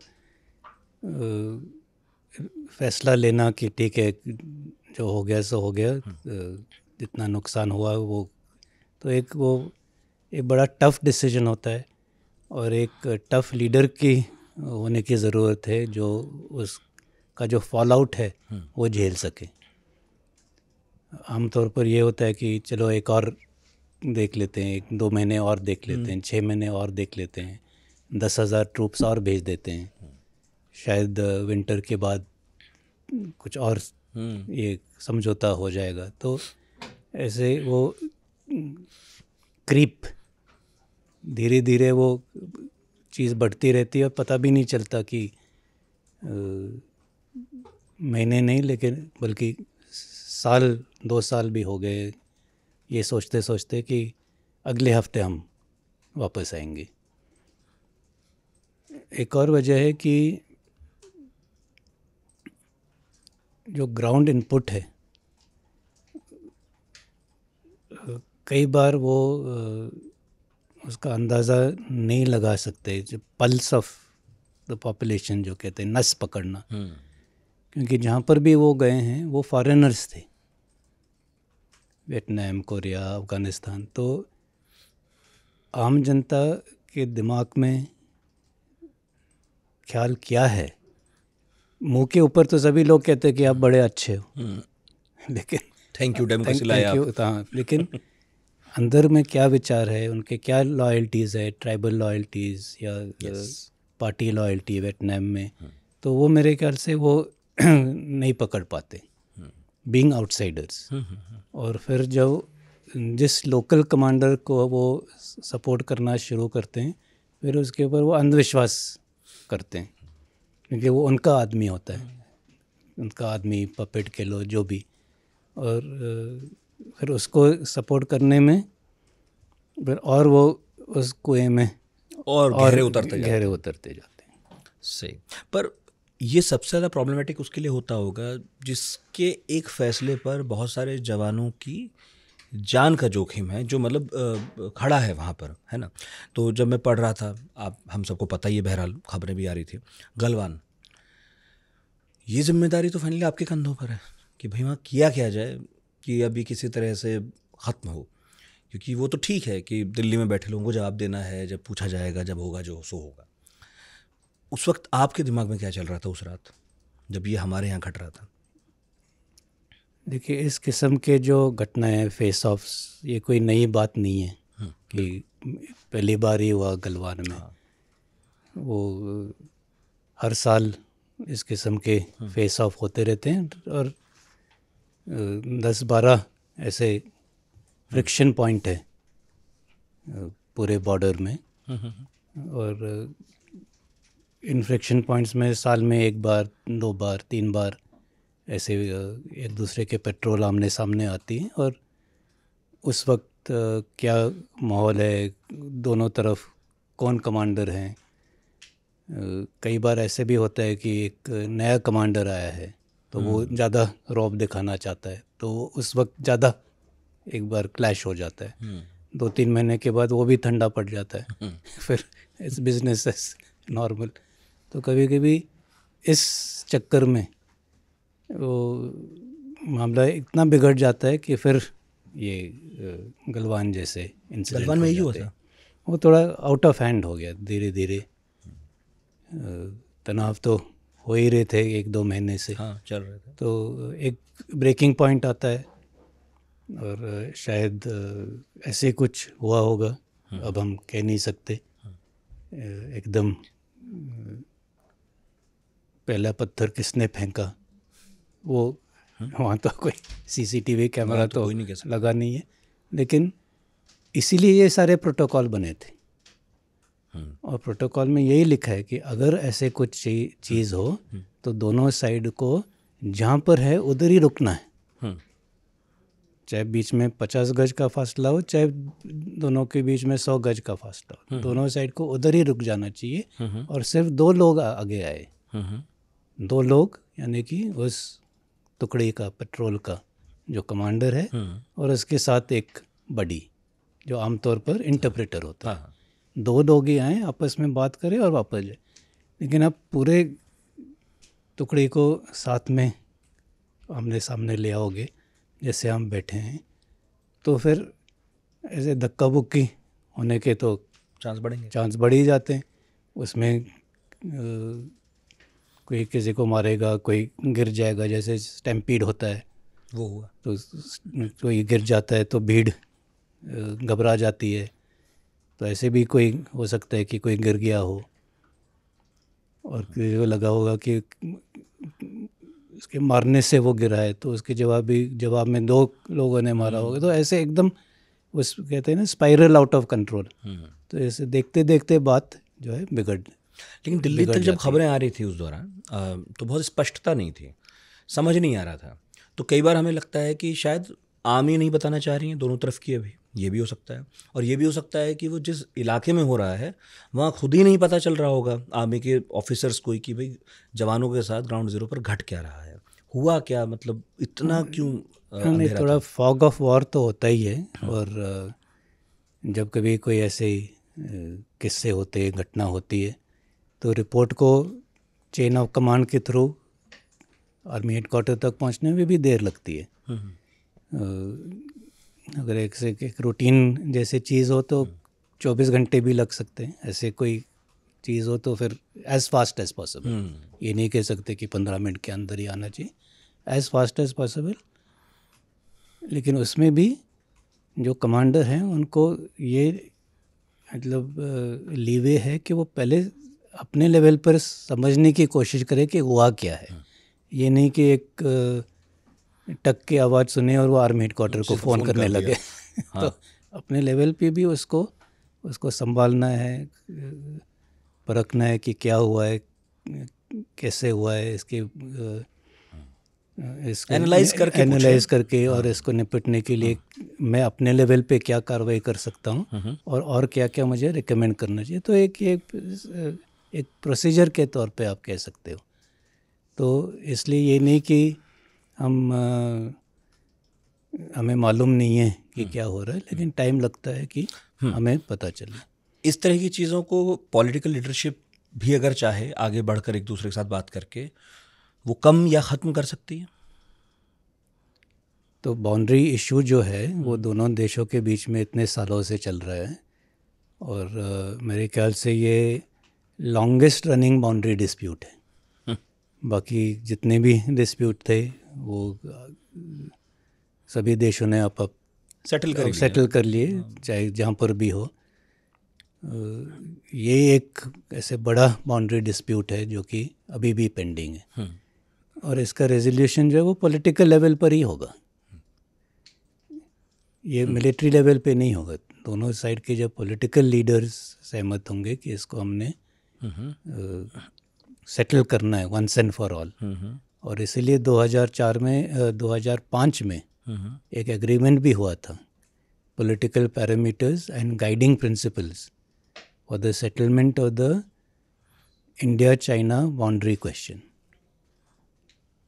तो इसमें भी काफ़ी क्लॉज थे कि कैसे इस और किस प्रिंसिपल्स को मद्देनज़र रखते हुए हम इस प्रॉब्लम को सॉल्व कर सकते हैं। और मुझे याद है कि 2005 में जब वो एग्रीमेंट साइन हुआ तब बहुत उत्सुकता थी और बहुत उम्मीदें थी कि जल्द ही, और जल्द ही मतलब शायद 2-4 साल में ये वंस एंड फॉर ऑल ये हो जाएगा। लेकिन अभी उसको भी 20 साल हो गए।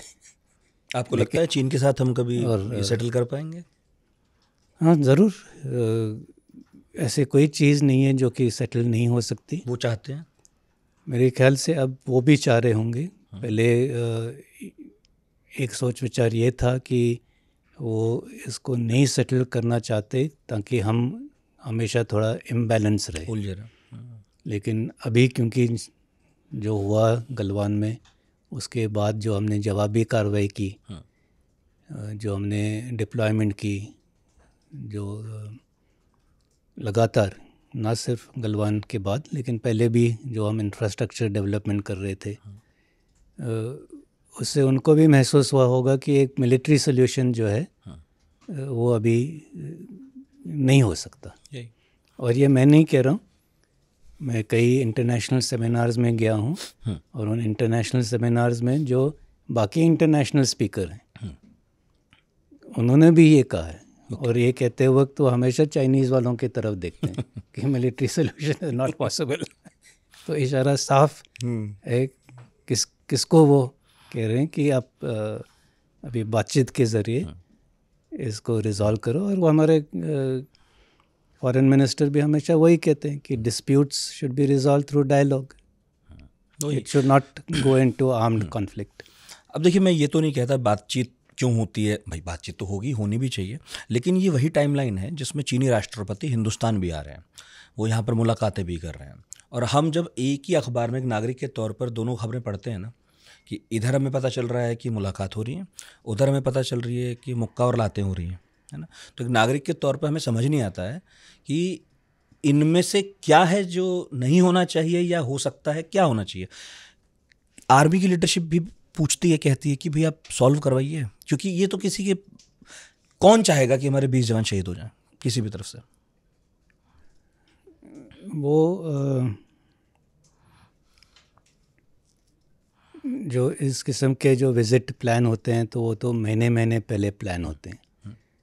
और फेस ऑफ जो होते हैं बॉर्डर एरिया में, वो उसकी प्लानिंग शायद 5 दिन पहले, 1 हफ्ता पहले ही हुई होगी। तो उनमें दोनों में काफ़ी फ़र्क है। तो हो सकता है कि ये कोइंसिडेंस हो कि ये दोनों चीज़ें एक साथ हो गई हों। जैसे गलवान के टाइम में भी मई के महीने में तकरीबन उसी डेट में पूरे बॉर्डर में 3 या 4 जगह पे फेस ऑफ हुआ। तो हमें यही सबसे पहले दिमाग में यही है कि ये कोई कोऑर्डिनेटेड एक्शन तो नहीं है। लेकिन जब हमने अपने रिकॉर्ड चेक किए तो हमने देखा कि नहीं, इस एरिया में हमेशा इसी डेट पे आते हैं। ओके। तो वो मतलब स्ट्रेटजी नहीं है, स्ट्रेटजी ऐसे कोई मैसेजिंग नहीं, कोई मैसेजिंग नहीं था। और इसके ऊपर एक दूसरे एक ग्रुप ने, थिंक टैंक ने एक बड़ा डिटेल स्टडी किया है 10 साल का डेटा लेके कि पूरे बॉर्डर में कब कहाँ दोनों साइड के पेट्रोले आते हैं, उसका क्या है, क्यों फेस ऑफ होता है। और ये ज़्यादातर जो है वो वेदर रिलेटेड होता है। तब ज़्यादा जहाँ पहले पास खुल गए, जहाँ बर्फ़ पिघल गई, उस वक्त वहाँ पर दोनों साइड जल्दी से जल्दी पहुँच जाते हैं ये देखने के लिए कि कोई, तो इसलिए हो सकता है कि वो डेट ऐसे टैली हो जाए, कोइंसिडेंस। इसमें बहुत गहरी कोई प्लानिंग हो कि मैं उस अप्रैल के महीने में चेन्नई में जाऊंगा तो उस डेट के आप उधर जाके शायद ना हो, ऐसा ना हो। सारे मुल्क अपनी आर्मी से प्यार करते हैं, हिंदुस्तान भी अपवाद नहीं है, हम सभी को गर्व है भाई, फुल सपोर्ट है आर्मी को। लेकिन जब मैं कभी डेमोक्रेसी पर लिखी गई किताबें पढ़ता हूँ तो मैं उसमें अक्सर ये पाता हूँ कि ये कहा जाता है कि आप अपनी आर्मियों से प्यार तो करें, लेकिन ये भी ध्यान रखें कि आप ऐसे देश ना हो जाएं जो आर्मी पर बहुत सारा डिपेंडेंट है, जो आर्मी को हमेशा इस तरह से देखता है कि इसमें कोई कमी नहीं है, यहाँ कोई दिक्कत ही नहीं हो सकती है, यहाँ किसी भी तरह की कोई वैसी कमियां नहीं मिलेंगी जैसी समाज के और हिस्सों में या संस्थानों में मिलता है। आप इससे कितना सहमत हैं? आर्मी की अपनी कुछ दिक्कत परेशानियां भी हैं, और उसमें खासकर इंडियन आर्मी की बात नहीं कह रहा हूँ, मैं सारी आर्मी इसके बारे में कह रहा हूँ जो नहीं, दुनिया मैं में काम तो करती है। यही कहूँगा कि कोई भी इंडिविजुअल या ऑर्गेनाइजेशन परफेक्ट तो हो नहीं सकती। तो हमें हमेशा ग्रो करना है, डेवलप करना है, और अगर आपको और बेहतर बनना है तो किसी न आपको आपके क्या कमियां हैं वो तो बताना है। तो जब तक कोई आपको ये नहीं बताएगा कि आप में क्या कमी है तो आप उसको दूर कैसा करोगे? बिल्कुल। आर्मी के अंदर जब कभी एक कोई ऑपरेशन होता है तो हम एक बुलेटिन निकालते हैं। वो बुलेटिन निकालता है एक ग्रुप है आर्मी ट्रेनिंग कमांड में, centre for army lessons learned, CALL।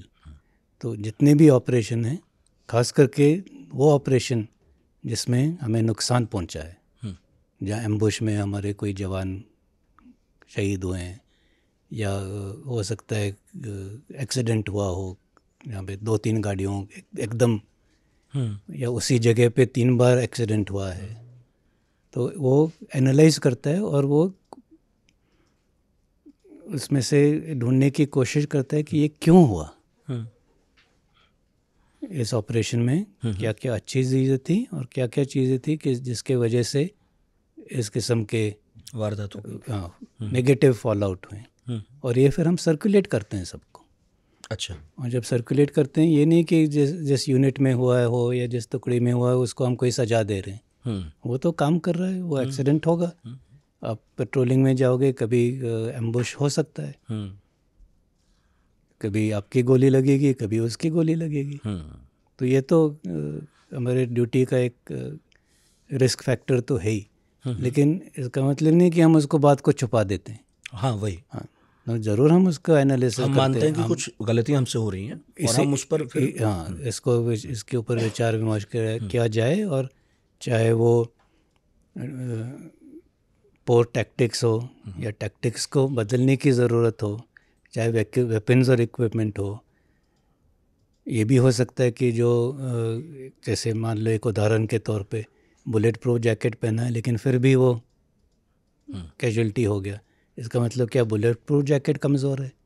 उसको टेस्टिंग को ही ले भेजो दोबारा, उस लॉट के जैकेट को, ताकि तो इस किस्म के हम काफ़ी गहराई में चीज़ें देखते हैं ताकि वही गलती बार बार ना हो।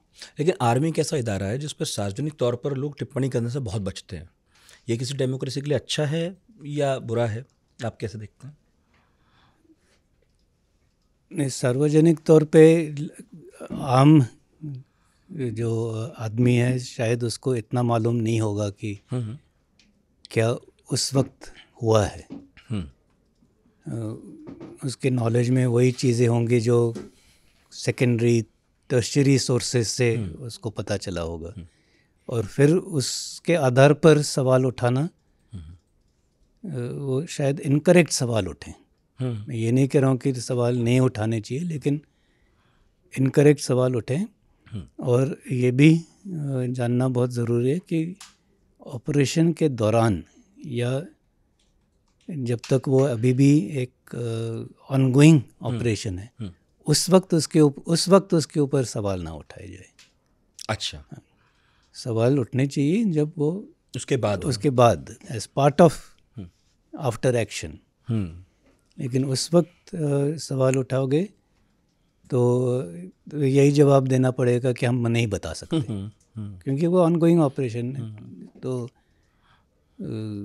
और ऑनगोइंग ऑपरेशन है, हम बताएंगे कि क्या हो रहा है, क्यों हो रहा है, क्या करने वाले हैं, तो वो तो फिर ऑपरेशन की जो सीक्रेसी है वही सारी चली जाएगी और उससे हमें और भी नुकसान पहुंच सकता है।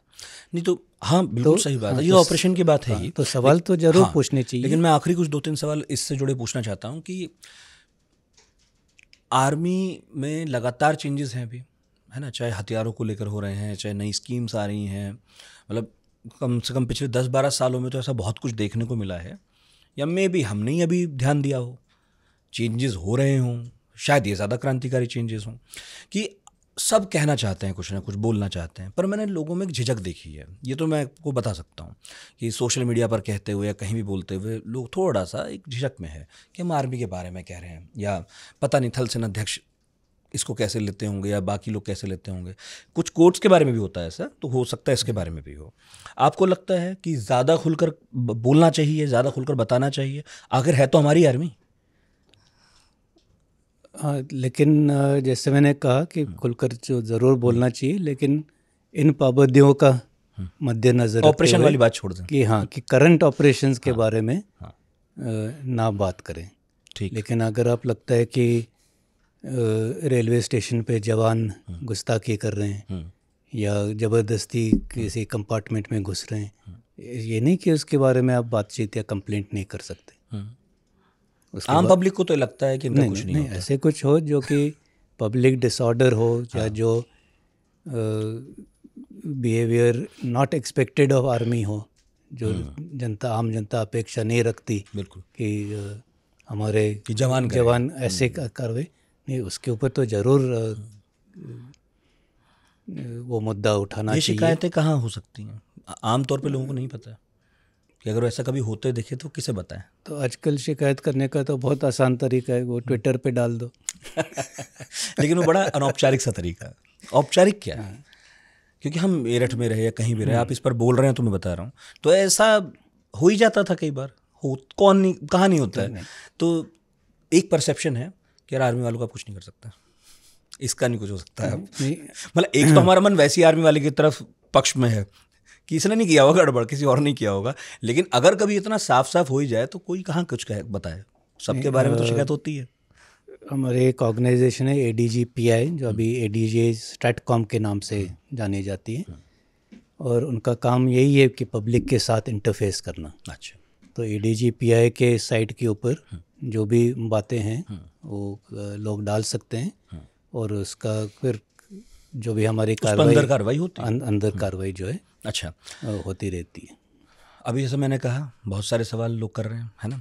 अग्निवीर स्कीम को लेकर हर कोई कहता है, जब हमने कहा अपने यहाँ भी कि आप आ रहे हैं तो कहा कि उनसे अग्निवीर पे ज़रूर पूछो। ये बहुत जिज्ञासा है लोगों के मन में कि स्कीम के पता भी नहीं है अभी तो कि ये एक सक्सेसफुल स्कीम होगी, पता नहीं फेल हो जाएगी। आपके मन में से लेके क्या मतलब आशंकाएं हैं? देखिए, ये कई बार मैं इसके बारे में बात कर चुका हूँ अलग अलग जगह। हमारे यहाँ थोड़ा सा बताइए पर प्लीज़। और खुले ऑडियंस में, और जहाँ जाता हूँ नौजवान होते हैं वो भी यही पूछते हैं कि ये क्या है और क्यों ये ऐसे बदलाव लाया गया। तो मैं हमेशा उनको पहले वापस ले चलता हूँ बैक इन टाइम कि 1976 तक पेंशनेबल सर्विस नाम की कोई चीज़ नहीं थी। जवान 7 साल तक सर्विस करता था और घर जाता था विदाउट पेंशन। उसकी तनख्वाह 90 रुपये होती थी। 76 के बाद ये योजना लाई गई, 15 साल तक सर्विस बढ़ा के फिर इसको पेंशनेबल कर दिया। तब क्या हुआ, किस किस्म के सवाल उठाए गए, हम कह नहीं सकते। ना उस वक्त इतना मीडिया था या सोशल मीडिया, लेकिन उस वक्त भी मेरे ख्याल से ज़रूर लोगों ने कहा होगा कि ठीक ठाक तो चल रहा है, क्यों चेंज कर रहे हो। हमारे जवान अभी 15 साल तक रहेंगे तो वो तो बुढ़ा हो जाएगा, वो इतने उम्र में कैसे पहाड़ी चढ़ेगा। उस वक्त भी ऐसे सवाल उठे होंगे। तो अब उठे थे या नहीं उठे थे? मैं अभी मैं भी नहीं, आपने हमसे ज़्यादा ही ध्यान दिया होगा इस बात तो पर। ऐसे लोगों को समझाने के लिए अच्छा ये बता रहा हूँ कि उस वक्त भी ऐसे लोगों ने कहा होगा, और कहा भी है। मुझे मालूम है कि जो उस वक्त जो सीनियर आर्मी लीडरशिप थी उनके मन में भी ये आशंका थी कि अभी ये जवान, मैं बूढ़े तो नहीं बोलूँगा, लेकिन उम्र के साथ फिजिकल ये फिटनेस तो कम होता ही रहता है। तो अभी 2022 में एक और योजना लाई गई है। अभी वो योजना कितनी सफल हो गई कितनी असफल हो गई वो तो इस वक्त हम कह नहीं सकते, लेकिन ये कहना कि कुछ बदलाव ही नहीं लाना चाहिए और अगले 200 साल तक हम वही करते रहेंगे जो पिछले 200 साल तक करते आए हैं, वो सही बात नहीं है। तो ये बदलाव, चेंज इज ओनली कांस्टेंट। लेकिन बेरोजगारी की समस्या का हल आर्मी में भर्ती नहीं हो सकता। नहीं, वो इसके साथ कोई संबंध नहीं हो सकता, इसका कोई संबंध नहीं है। मैं सिर्फ कह रहा हूँ कि HR पॉलिसीज हमेशा रिव्यू होते रहते हैं, तो ये एक किस्म का एक रिव्यू है। इस रिव्यू का क्या नतीजा होगा, कितना सफल रहेगा, 5 साल के बाद क्या महसूस करेंगे, 10 साल के बाद, वो देखने वाली चीज़ है। अगर आप मैनेजमेंट में अगर आप देखें, और मैनेजमेंट जो गुरु कहलाते हैं, उनसे अगर आप सवाल को पूछो कि जब आपने देखा है कंपनीज, खास करके सिविल में, कि कुछ कंपनियां बहुत आगे बढ़ी हैं, कुछ कंपनी उधर ही बंद हो गई या पीछे रह गई, तो मेन फ़र्क क्या था दोनों में? तो दोनों कंपनियों में फ़र्क ये था कि एक फॉरवर्ड लुकिंग थी, जो चेंज के साथ टेक्नोलॉजी या जो भी है उसके साथ बदली होते रहते थे। और जो कंपनियां फेल हुई है, लोग वो कहते हैं कि वो बार बार यही सुनने को आया कि हम हमेशा ऐसे ही करते हैं। तो हमेशा ऐसे ही करते रहोगे तो फिर वहीं के वहीं रह जाओगे। तो कुछ नया ट्राई करना है। हो सकता है कि वो टोटल फेलियर हो, मैं ये नहीं कह रहा हूँ कि नई चीज़ हमेशा सक्सेसफुल होगी, लेकिन ट्राई तो करो। सही बात। ट्राई करने आपको लगता है सफल होंगे? ट्राई करने से पहले ही लोग कह रहे हैं कि फेलियर है। हाँ, मतलब वो तो ऑब्वियसली तो सब ऐसे, अपनी ऐसे नहीं भावनाएं जताते हैं। आपको क्या लगता है? आप एक्सपर्ट हैं। और दूसरी बात ये है कि कोई भी योजना, कोई भी पॉलिसी, कोई भी प्लान 100% फुल प्रूफ तो नहीं होती। बिल्कुल। तो इसमें भी कुछ कमियां होंगे, खूबियां भी हैं, हो सकता है कि कमियां हो, तो उसको दूर किया जा सकता है। ये तो नहीं कि आज कह दिया कि इतना है तो इतना ही रहेगा। तो आप भी ये कह रहे हैं कि मतलब करके देख लो, फिर जैसा सही लगे ठीक। और जैसे फीडबैक मिलेगा, अगर फीडबैक मिलता है कि नहीं ट्रेनिंग पीरियड कम है, उसको बढ़ाना चाहिए तो बढ़ा दो, लेकिन वो जज्बाती तौर पे नहीं, प्रूफ दिखाओ। हाँ, कि पहले जवान 6 महीने ट्रेनिंग करता था और उसके 10 में से 8 गोलियां लगती थी, अभी वो ट्रेनिंग कर रहा है और उसके 4 ही गोलियां लग रही हैं, तो इसका मतलब ये ठीक नहीं है। लेकिन अगर तब भी 8 गोली लगती थी, आज भी 8 गोली लग रहे हैं 10 में से, तो लॉजिक बदल गया। फिर लॉजिक तो बदल गया, तो फिर प्रॉब्लम का है। तो एम्पिरिकल डेटा के ऊपर आप डिस्कशन करो, बदलाव लाओ, रिकमेंडेशन करो, और फिर आपकी बात मानी भी जाएगी। लेकिन जज्बाती तो कि नहीं ये तो ख़राब है, ये तो यूजलेस लोग हैं, ऐसे बिल्कुल ही नहीं चल सकता, ऐसे कोई आपकी बात नहीं मानेगा। तो गिव इट अ ट्राई, देखते हैं। कमांड वाले सिस्टम पे आपका क्या कहना है, जिसमें कहा जा रहा है कि सेनाओं के बीच एक सही तारतम्य बने, इसलिए ज़रूरी है कि अलग अलग कमांड्स बनाए जाएं, सभी तीनों सेनाएं मिलजुल कर काम करें? क्या कम्युनिकेशन का इतना प्रॉब्लम है? कुछ लोग तो कह रहे हैं गलत है, कुछ कह रहे हैं ठीक है, करना चाहिए। नहीं, आप थिएटर कमांड्स की बात कर रहे हैं, तो वॉरफेयर जो है वो ज़्यादा कॉम्प्लेक्स होता जा रहा है। ये नहीं कि हमारे बीच में तालमेल नहीं है या कम्युनिकेशन का कोई इशू है। गलवान के टाइम पे जब कभी हमें एयरक्राफ्ट चाहिए थे स्ट्रेटेजिक एयरलिफ्ट के लिए, टुकड़ियों को लेह लद्दाख ले जाने के लिए, वो हमेशा हाजिर थे। ये नहीं कि एयरफोर्स ने बोला कि हम नहीं देते, बिल्कुल नहीं, वो पूरे कोऑर्डिनेशन थी। और मैं कई बार कह चुका हूँ ऐसे पब्लिक फोरम में कि मैं एयरफोर्स का बहुत आभारी हूँ, उनके सहयोग के बगैर जिस किस्म से हमने रिएक्शन किया है वो नहीं हो पाता। वो सौटी पे सौटी वहाँ लेह में जा रही थी और इतनी तेज़ी से, मेरे ख्याल से PLA भी हैरान हो गए कि ये कैसे इतने लोगों को ला रहे हैं। तो ऐसे कोई कम्युनिकेशन का प्रॉब्लम नहीं है, लेकिन वो एक आइसोलेटेड किस्सा था और पूरा हमारा ध्यान वहीं पर था। अगर पूरे 3000 किलोमीटर के फ्रंट में अगर जंग हो जाए तो फिर एक इंटीग्रेशन की तो और ज़रूरत पड़ेगी, और वहाँ पर फिर हर घंटे का अहमियत होगा। तो इसीलिए अगर एक कमांडर के पास सारा वो रिसोर्सेज हो, साजो सामान हो, उसको उसको टास्क दिया गया है उसको पूरा करने के लिए, तो वो ऑब्वियसली कोऑर्डिनेशन ज़्यादा ठीक रहेगा। हाँ, क्योंकि एक आदमी फैसला कर रहा है, एक ही आदमी फैसला कर रहा है, चाहे जो भी एसेट हो, चाहे आर्मी के एसेट हो, नेवी के हो, एयरफोर्स के हो, और अंडमान निकोबार कमांड में वो चल रहा है। जो Andaman Nicobar fortress commander Fortran कहते हैं, उसके नीचे सारी चीज़ें वो तय करता है कि हेलीकॉप्टर कहाँ जाएगा, ना कि एयर हेड क्वार्टर में बैठा हुआ है कोई। तो एक किस्म से वो एक पायलट प्रोजेक्ट कह लो, पायलट भी नहीं कह सकते कि उसको भी बहुत साल हो गए अभी, लेकिन वही फॉर्मूला जो है हम बाकी इलाके के लिए, बाकी पूरे देश के लिए भी अपना सकते हैं कि एक बॉर्डर एक कमांडर के नीचे डाला जाए।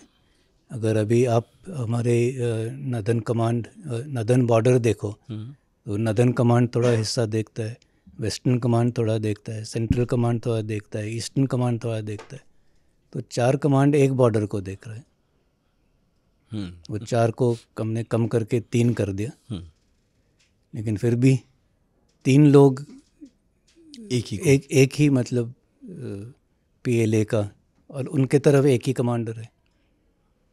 ये भी फ़र्क है, ये भी फ़र्क है, वेस्टर्न थिएटर कमांडर। तो क्यों ना हमारे तरफ भी एक ही कमांडर हो, उसको हम नॉर्दर्न थिएटर कमांडर नाम। तो हमारे ऑफिसर्स को ये समझाने में क्या परेशानी आ रही है सरकार को?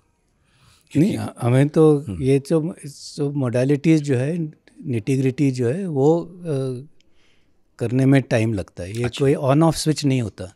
डिस्कस हो रहा है और कौन सी टुकड़ी कहाँ जानी चाहिए, इसका कमांड और कंट्रोल कैसे होगा, इसका मेंटेनेंस की जिम्मेदारी क्या होगी, अगर ज़रूरत पड़े और दूसरी जगह जाना है तो वो किस थिएटर कमांडर की जिम्मेदारी होगी, इस वाले की या उस वाले की, या कोई एक सेंट्रल ओवर द टॉप जिसके लिए उसको बनाएंगे CDS, कि वो फिर फैसला करेगा कि ये रिसोर्स इसके पास रहेगा या इसको अभी मूव करने की ज़रूरत। तो ये सारे और इस किस्म के चेंजेस को लाने में 10-10 साल लगते हैं। ये तो है कि ऑन ऑफ स्विच नहीं होता, क्योंकि जब 2004-05 में जब मैं हायर कमांड कोर्स कर रहा था आर्मी वॉर कॉलेज माऊ में, तब हम PLA में क्या बदलाव हो रहे हैं उसके बारे में चर्चा करते थे, और उस समय वो भी इसी तरीके के रीमॉडलिंग कर रहे थे, ग्रुप आर्मीज़ को लेकर थिएटर कमांड्स, और वो 10 साल के बाद हुआ, और अब भी उनके पूरे यूनिटें बदली नहीं हुए। अब भी वो कुछ किसी के नीचे, कुछ किसी के, तो इस बदलाव को लाने में काफ़ी समय लगेगा। तो इस बात को लोगों को समझना चाहिए, और हम इसको फास्ट फॉरवर्ड करने की कोशिश करेंगे या फास्ट ट्रैक करने की कोशिश करेंगे तो इसके नुकसान ही होंगे। और साथ में जो इसके HR एस्पेक्ट्स है वो भी समझना है, कि मान लो एक यूनिट मेरठ में है, अपने मेरठ का जिक्र किया, अभी उस यूनिट ने नदन थिएटर के नीचे जाना है, बरेली, अभी वो पिछले महीने ही मेरठ आई है, तो क्या हम उसको उठा के फिर बरेली भेज दें? या 2 साल के बाद जब उसका वक्त आएगा रोटेट होने के लिए, उस वक्त उनकी जगह पे जिस यूनिट ने आना था वो बरेली चले जाए, ऐसे, ताकि एक सीक्वेंस में ग्रेजुअली वो टर्नओवर, नॉर्मल इवेंट्स में वो टर्नओवर होते हुए वो, क्योंकि उस यूनिट के ऑफिसर जवान, उनके भी फैमिलीज़ हैं, उनके भी बच्चे हैं, वो भी स्कूल जाते हैं, तो ऐसे इधर उधर ओवरनाइट तो नहीं लोगों को हिला सकते। अगर किसी नई जगह पर किसी टुकड़ी को भेजना है तो वहाँ पे इंफ्रास्ट्रक्चर चाहिए, हाउसिंग चाहिए, स्कूल चाहिए, तो वो भी बनाने की ज़रूरत है। ये नहीं कि पहले किसी को वहाँ भेज दो और बोलो कि ठीक है अभी मकान जो है 5 साल के बाद आएंगे, वो भी नहीं हो सकता। तो ये एक बड़ा डेलिब्रेट, ये स्टेप बाय स्टेप प्रोसीजर है जिसके लिए वक्त लगेगा, लेकिन होगा, फाइनली होगा। होगा, ये तो तय है। उसमें कोई शक नहीं है। जी। और एक सवाल शाश्वत जो आपसे पूछा जाता रहा होगा, 1 रैंक 1 पेंशन को लेकर, कि उसे लेकर आप लोगों को क्या समझाते हैं? उसे लेकर इतना बवाल, वो चुनावी मुद्दा बन गया। मैं तो यही कहूँगा कि मेरे पिताजी भी एयरफोर्स में थे, उनको भी 1 रैंक 1 पेंशन का फ़ायदा हुआ है।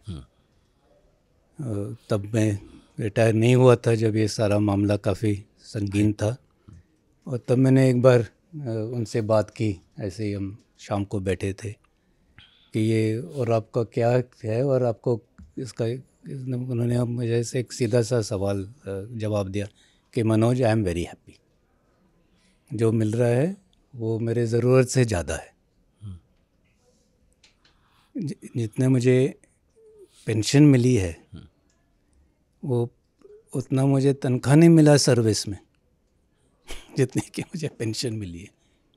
और जब हम जिस वक्त हम बात कर रहे थे, उनकी पेंशन मेरे पे से ज़्यादा थी। तो किस बात के लिए हम ये कर रहे हैं, प्रोटेस्ट कर रहे हैं, मुझे सचमुच समझ में नहीं। पॉलिटिकल ज़्यादा लगता है। हाँ, तो उसका मैं एक और जवाब दूंगा। तो एक तो मैंने पिताजी से बात की, लेकिन जब मैं एक यूनिट में गया था तो वहाँ पर रेजिंग डे होता है। रेजिंग डे में हम अपने रिटायर्ड ऑफिसर्स, जवानों को भी बुलाते हैं। तो उस वक्त मैंने एक जेसीओ से पूछा कि ये आपका क्या ख्याल है साहब, ये और आपके बारे में। तो उन्होंने भी एक बड़ा सीधा सरल जवाब दिया।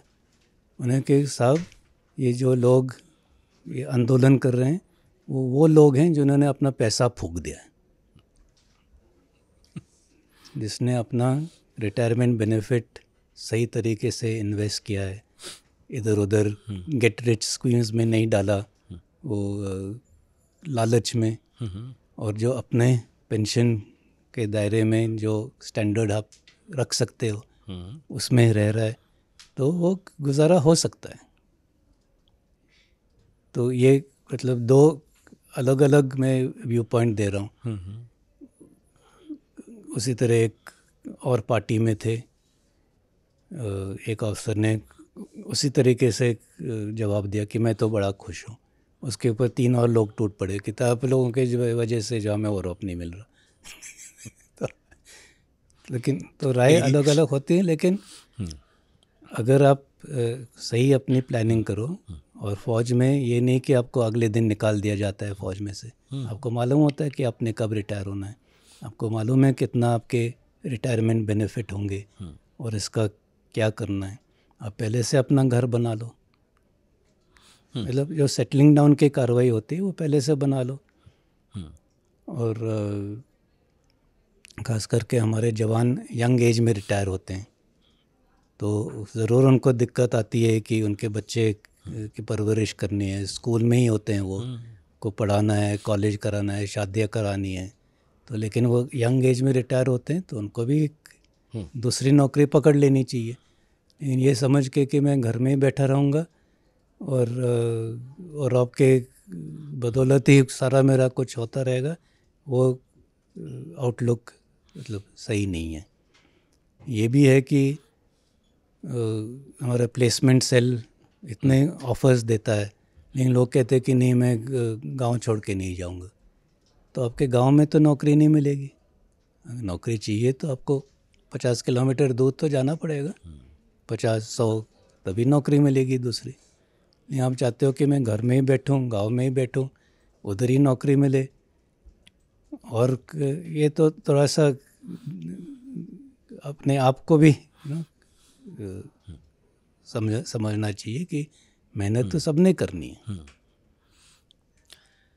एक तो सवाल हमारे सुनने वालों ने, देखने वालों ने भेजे हैं, हमने बताया था आप आने वाले हैं, तो 2 एक सवाल मैं करूंगा, हो सकता है इसमें कुछ रिपीटेशन भी हो उसका। ऑप्टिमिस्ट नाम से एक प्रोफाइल है, उन्होंने भेजा था, और ये बहुत सारे लोगों के मन में है।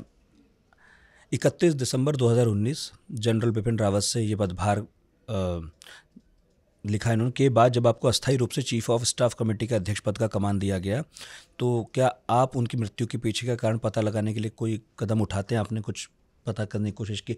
बहुत सारे लोग ये बार बार पूछते हैं, क्योंकि एक घटना हुई और हम जिस व्यक्ति को रोज़ाना टीवी पर देखते थे, बयान देते देखते थे, जिसको लेकर ये लगा उन्हें एक नया पद भी मिला जो सृजित हुआ, और अचानक से कुछ घट गया, तो बहुत मतलब उत्सुकता है, आशंका है, लोग चाहते हैं जानना कि इस पे कुछ हुआ था क्या, कभी कोई कोशिश हुई इन्वेस्टिगेशन की क्या? हाँ बिल्कुल, इन्वेस्टिगेशन हुई इसके ऊपर। एयरफोर्स ने कोर्ट ऑफ इंक्वायरी बिठाई, जो कि वो हर एक्सीडेंट पर बिठाते हैं। ये नहीं कि इस दुर्घटना में सीडीएस समेत उनकी पत्नी और 11 और 12-13 लोग 11 और लोग ऑफिसर्स, जवान, प्रोटेक्शन, एयरफोर्स के पायलट और अन्य अधिकारी, कई सारे लोग थे। तो जो भी एक्सीडेंट होता है अक्सर आप पेपर में पढ़ते हो कि पायलट ने चेक किया और वो विमान कहीं खेती में जाके गिर पड़ा है। तो हर चीज़ के ऊपर कोर्ट ऑफ इंक्वायरी होती है, और उसी मकसद से कि पता लगा है कि ऐसे क्यों हुआ, ताकि ये ऐसे दोबारा ना हो।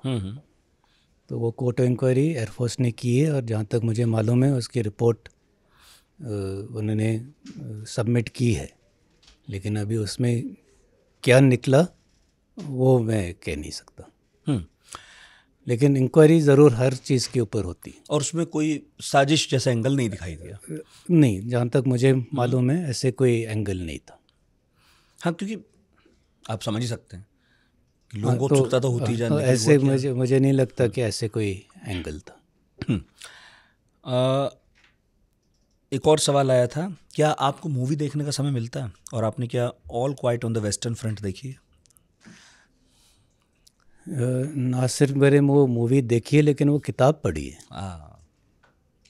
और मैं ये कहूँगा कि वो किताब और मूवी दोनों लड़ाई को सही तरीके से दर्शाते हैं। जो आजकल मूवी बनते हैं, खास करके ओटीटी में, खास करके बॉलीवुड में, वो लड़ाई को एक बहुत रोमांटिक साथ दिखाते हैं। सही बात है। वो लड़ाई रोमांटिक नहीं है, उसमें जो ब्लड एंड गोर, गट्स, वो सही मतलब उसका दर्शाया गया है। और इसलिए मेरा मानना ये भी है कि फौजी जो है वो लास्ट व्यक्ति होता है जो लड़ाई चाहता हो, क्योंकि हमें वो झेलना पड़ता है। एग्जैक्टली। जो नुकसान है वो हम देखते हैं, बिल्कुल, हमारे बगल में कौन घायल हुआ है, वुंडेड की चीखें हम सुनते हैं। तो जो ड्राइंग रूम में बैठ के लोग देखते हैं वो लड़ाई नहीं है। एक ये है, और दूसरी मूवी जो रिसेंट मूवी है जिसमें बहुत अच्छा दर्शाया गया है वो है सेविंग प्राइवेट रायन। यस। उसमें भी जो टॉम हैंक्स का जो शुरुआत के सीन है डी-डे लैंडिंग के, वो भी बहुत इम्पैक्टफुल है। और रिकमेंड करेंगे और कोई मूवी जो आप चाहते हैं देखें? ये तो है ही, जैसे मैंने रिकमेंड किया। और भी है। और मैं तो एक कदम आगे गया था जब मैं कोर कमांडर था अम्बाला में। तो ट्रेनिंग के तौर पे कंपल्सरीली मैं अपने ऑफिसर्स को वॉर मूवीज़ दिखाता था। इस किस्म के वॉर मूवीज़, वो रोमांटिक वाली नहीं कि बच्चों ये है लड़ाई जिसके लिए हम तैयारी कर रहे हैं, ये वो हीरो हीरोइन वाली लड़ाई नहीं है। सही। ये है एक्चुअल लड़ाई। तो अब लोग जाग जाओ नहीं तो जब लड़ाई में जाओगे आपको तब झटका लगेगा कि ये कुछ और हो रहा है, ये और कुछ और है।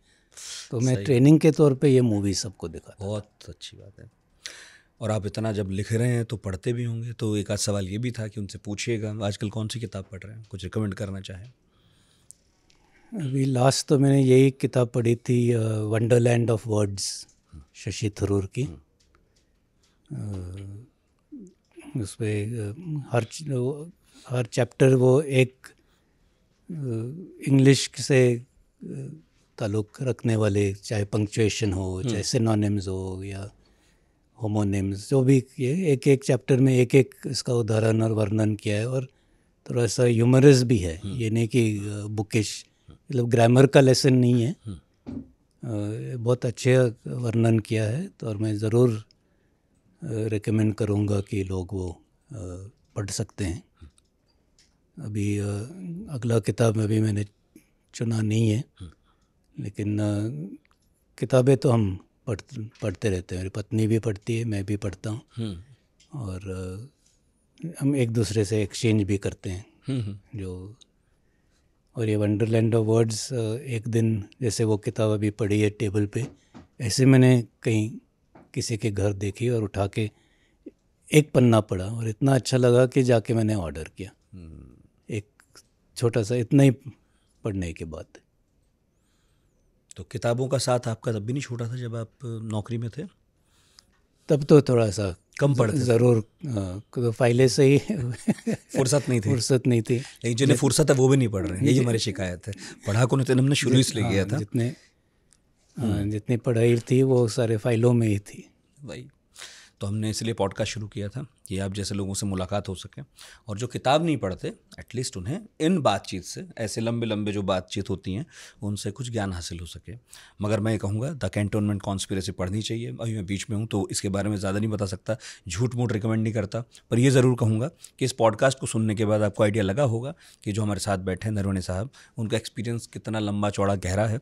तो इस किताब में भी कहीं कहीं कुछ कुछ दिखेगा। मैं कोशिश करूँगा आग्रह करने की आप सबके सामने कि प्लीज़ कुछ लिखिए।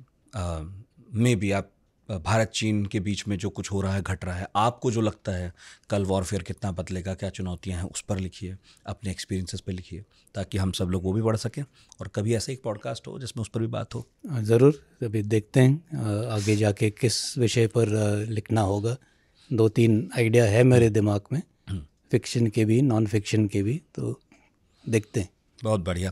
और अभी कुछ सोच रहे हैं वैसे, मतलब किसी और तरह से सेवा करने की देश की, किसी कुछ नया सोचा हो, कोई प्रोजेक्ट हो कुछ फ्यूचर में? फ्यूचर में जो सेवा की आप जब बात करते हैं तो मैं यही समझता हूँ कि जहाँ मैं लेक्चर देने के लिए जाता हूँ वहाँ जितने भी युवक होते हैं तो उनको वही चीज़ें बताता हूँ, और मेरी कोशिश यही होती है कि उनमें देश प्रेम की भावना जो है वो जागृत हो।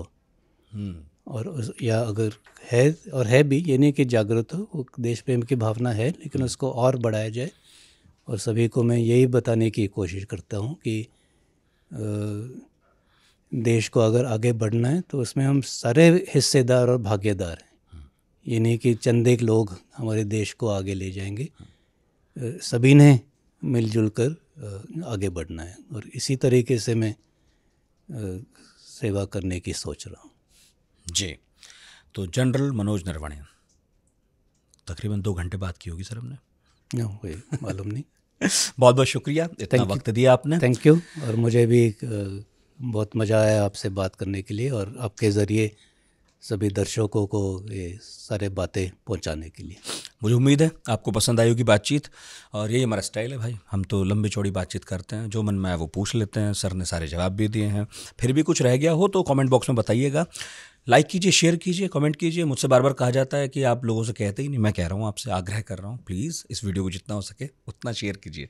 अगले गुरुवार फिर हाजिर होंगे किसी नए टॉपिक, किसी नए गेस्ट के साथ। इनफैक्ट आज शाम एक और रिकॉर्डिंग है, मज़ा आएगा आपको जब अगली बार और सुनेंगे इस एपिसोड के बाद।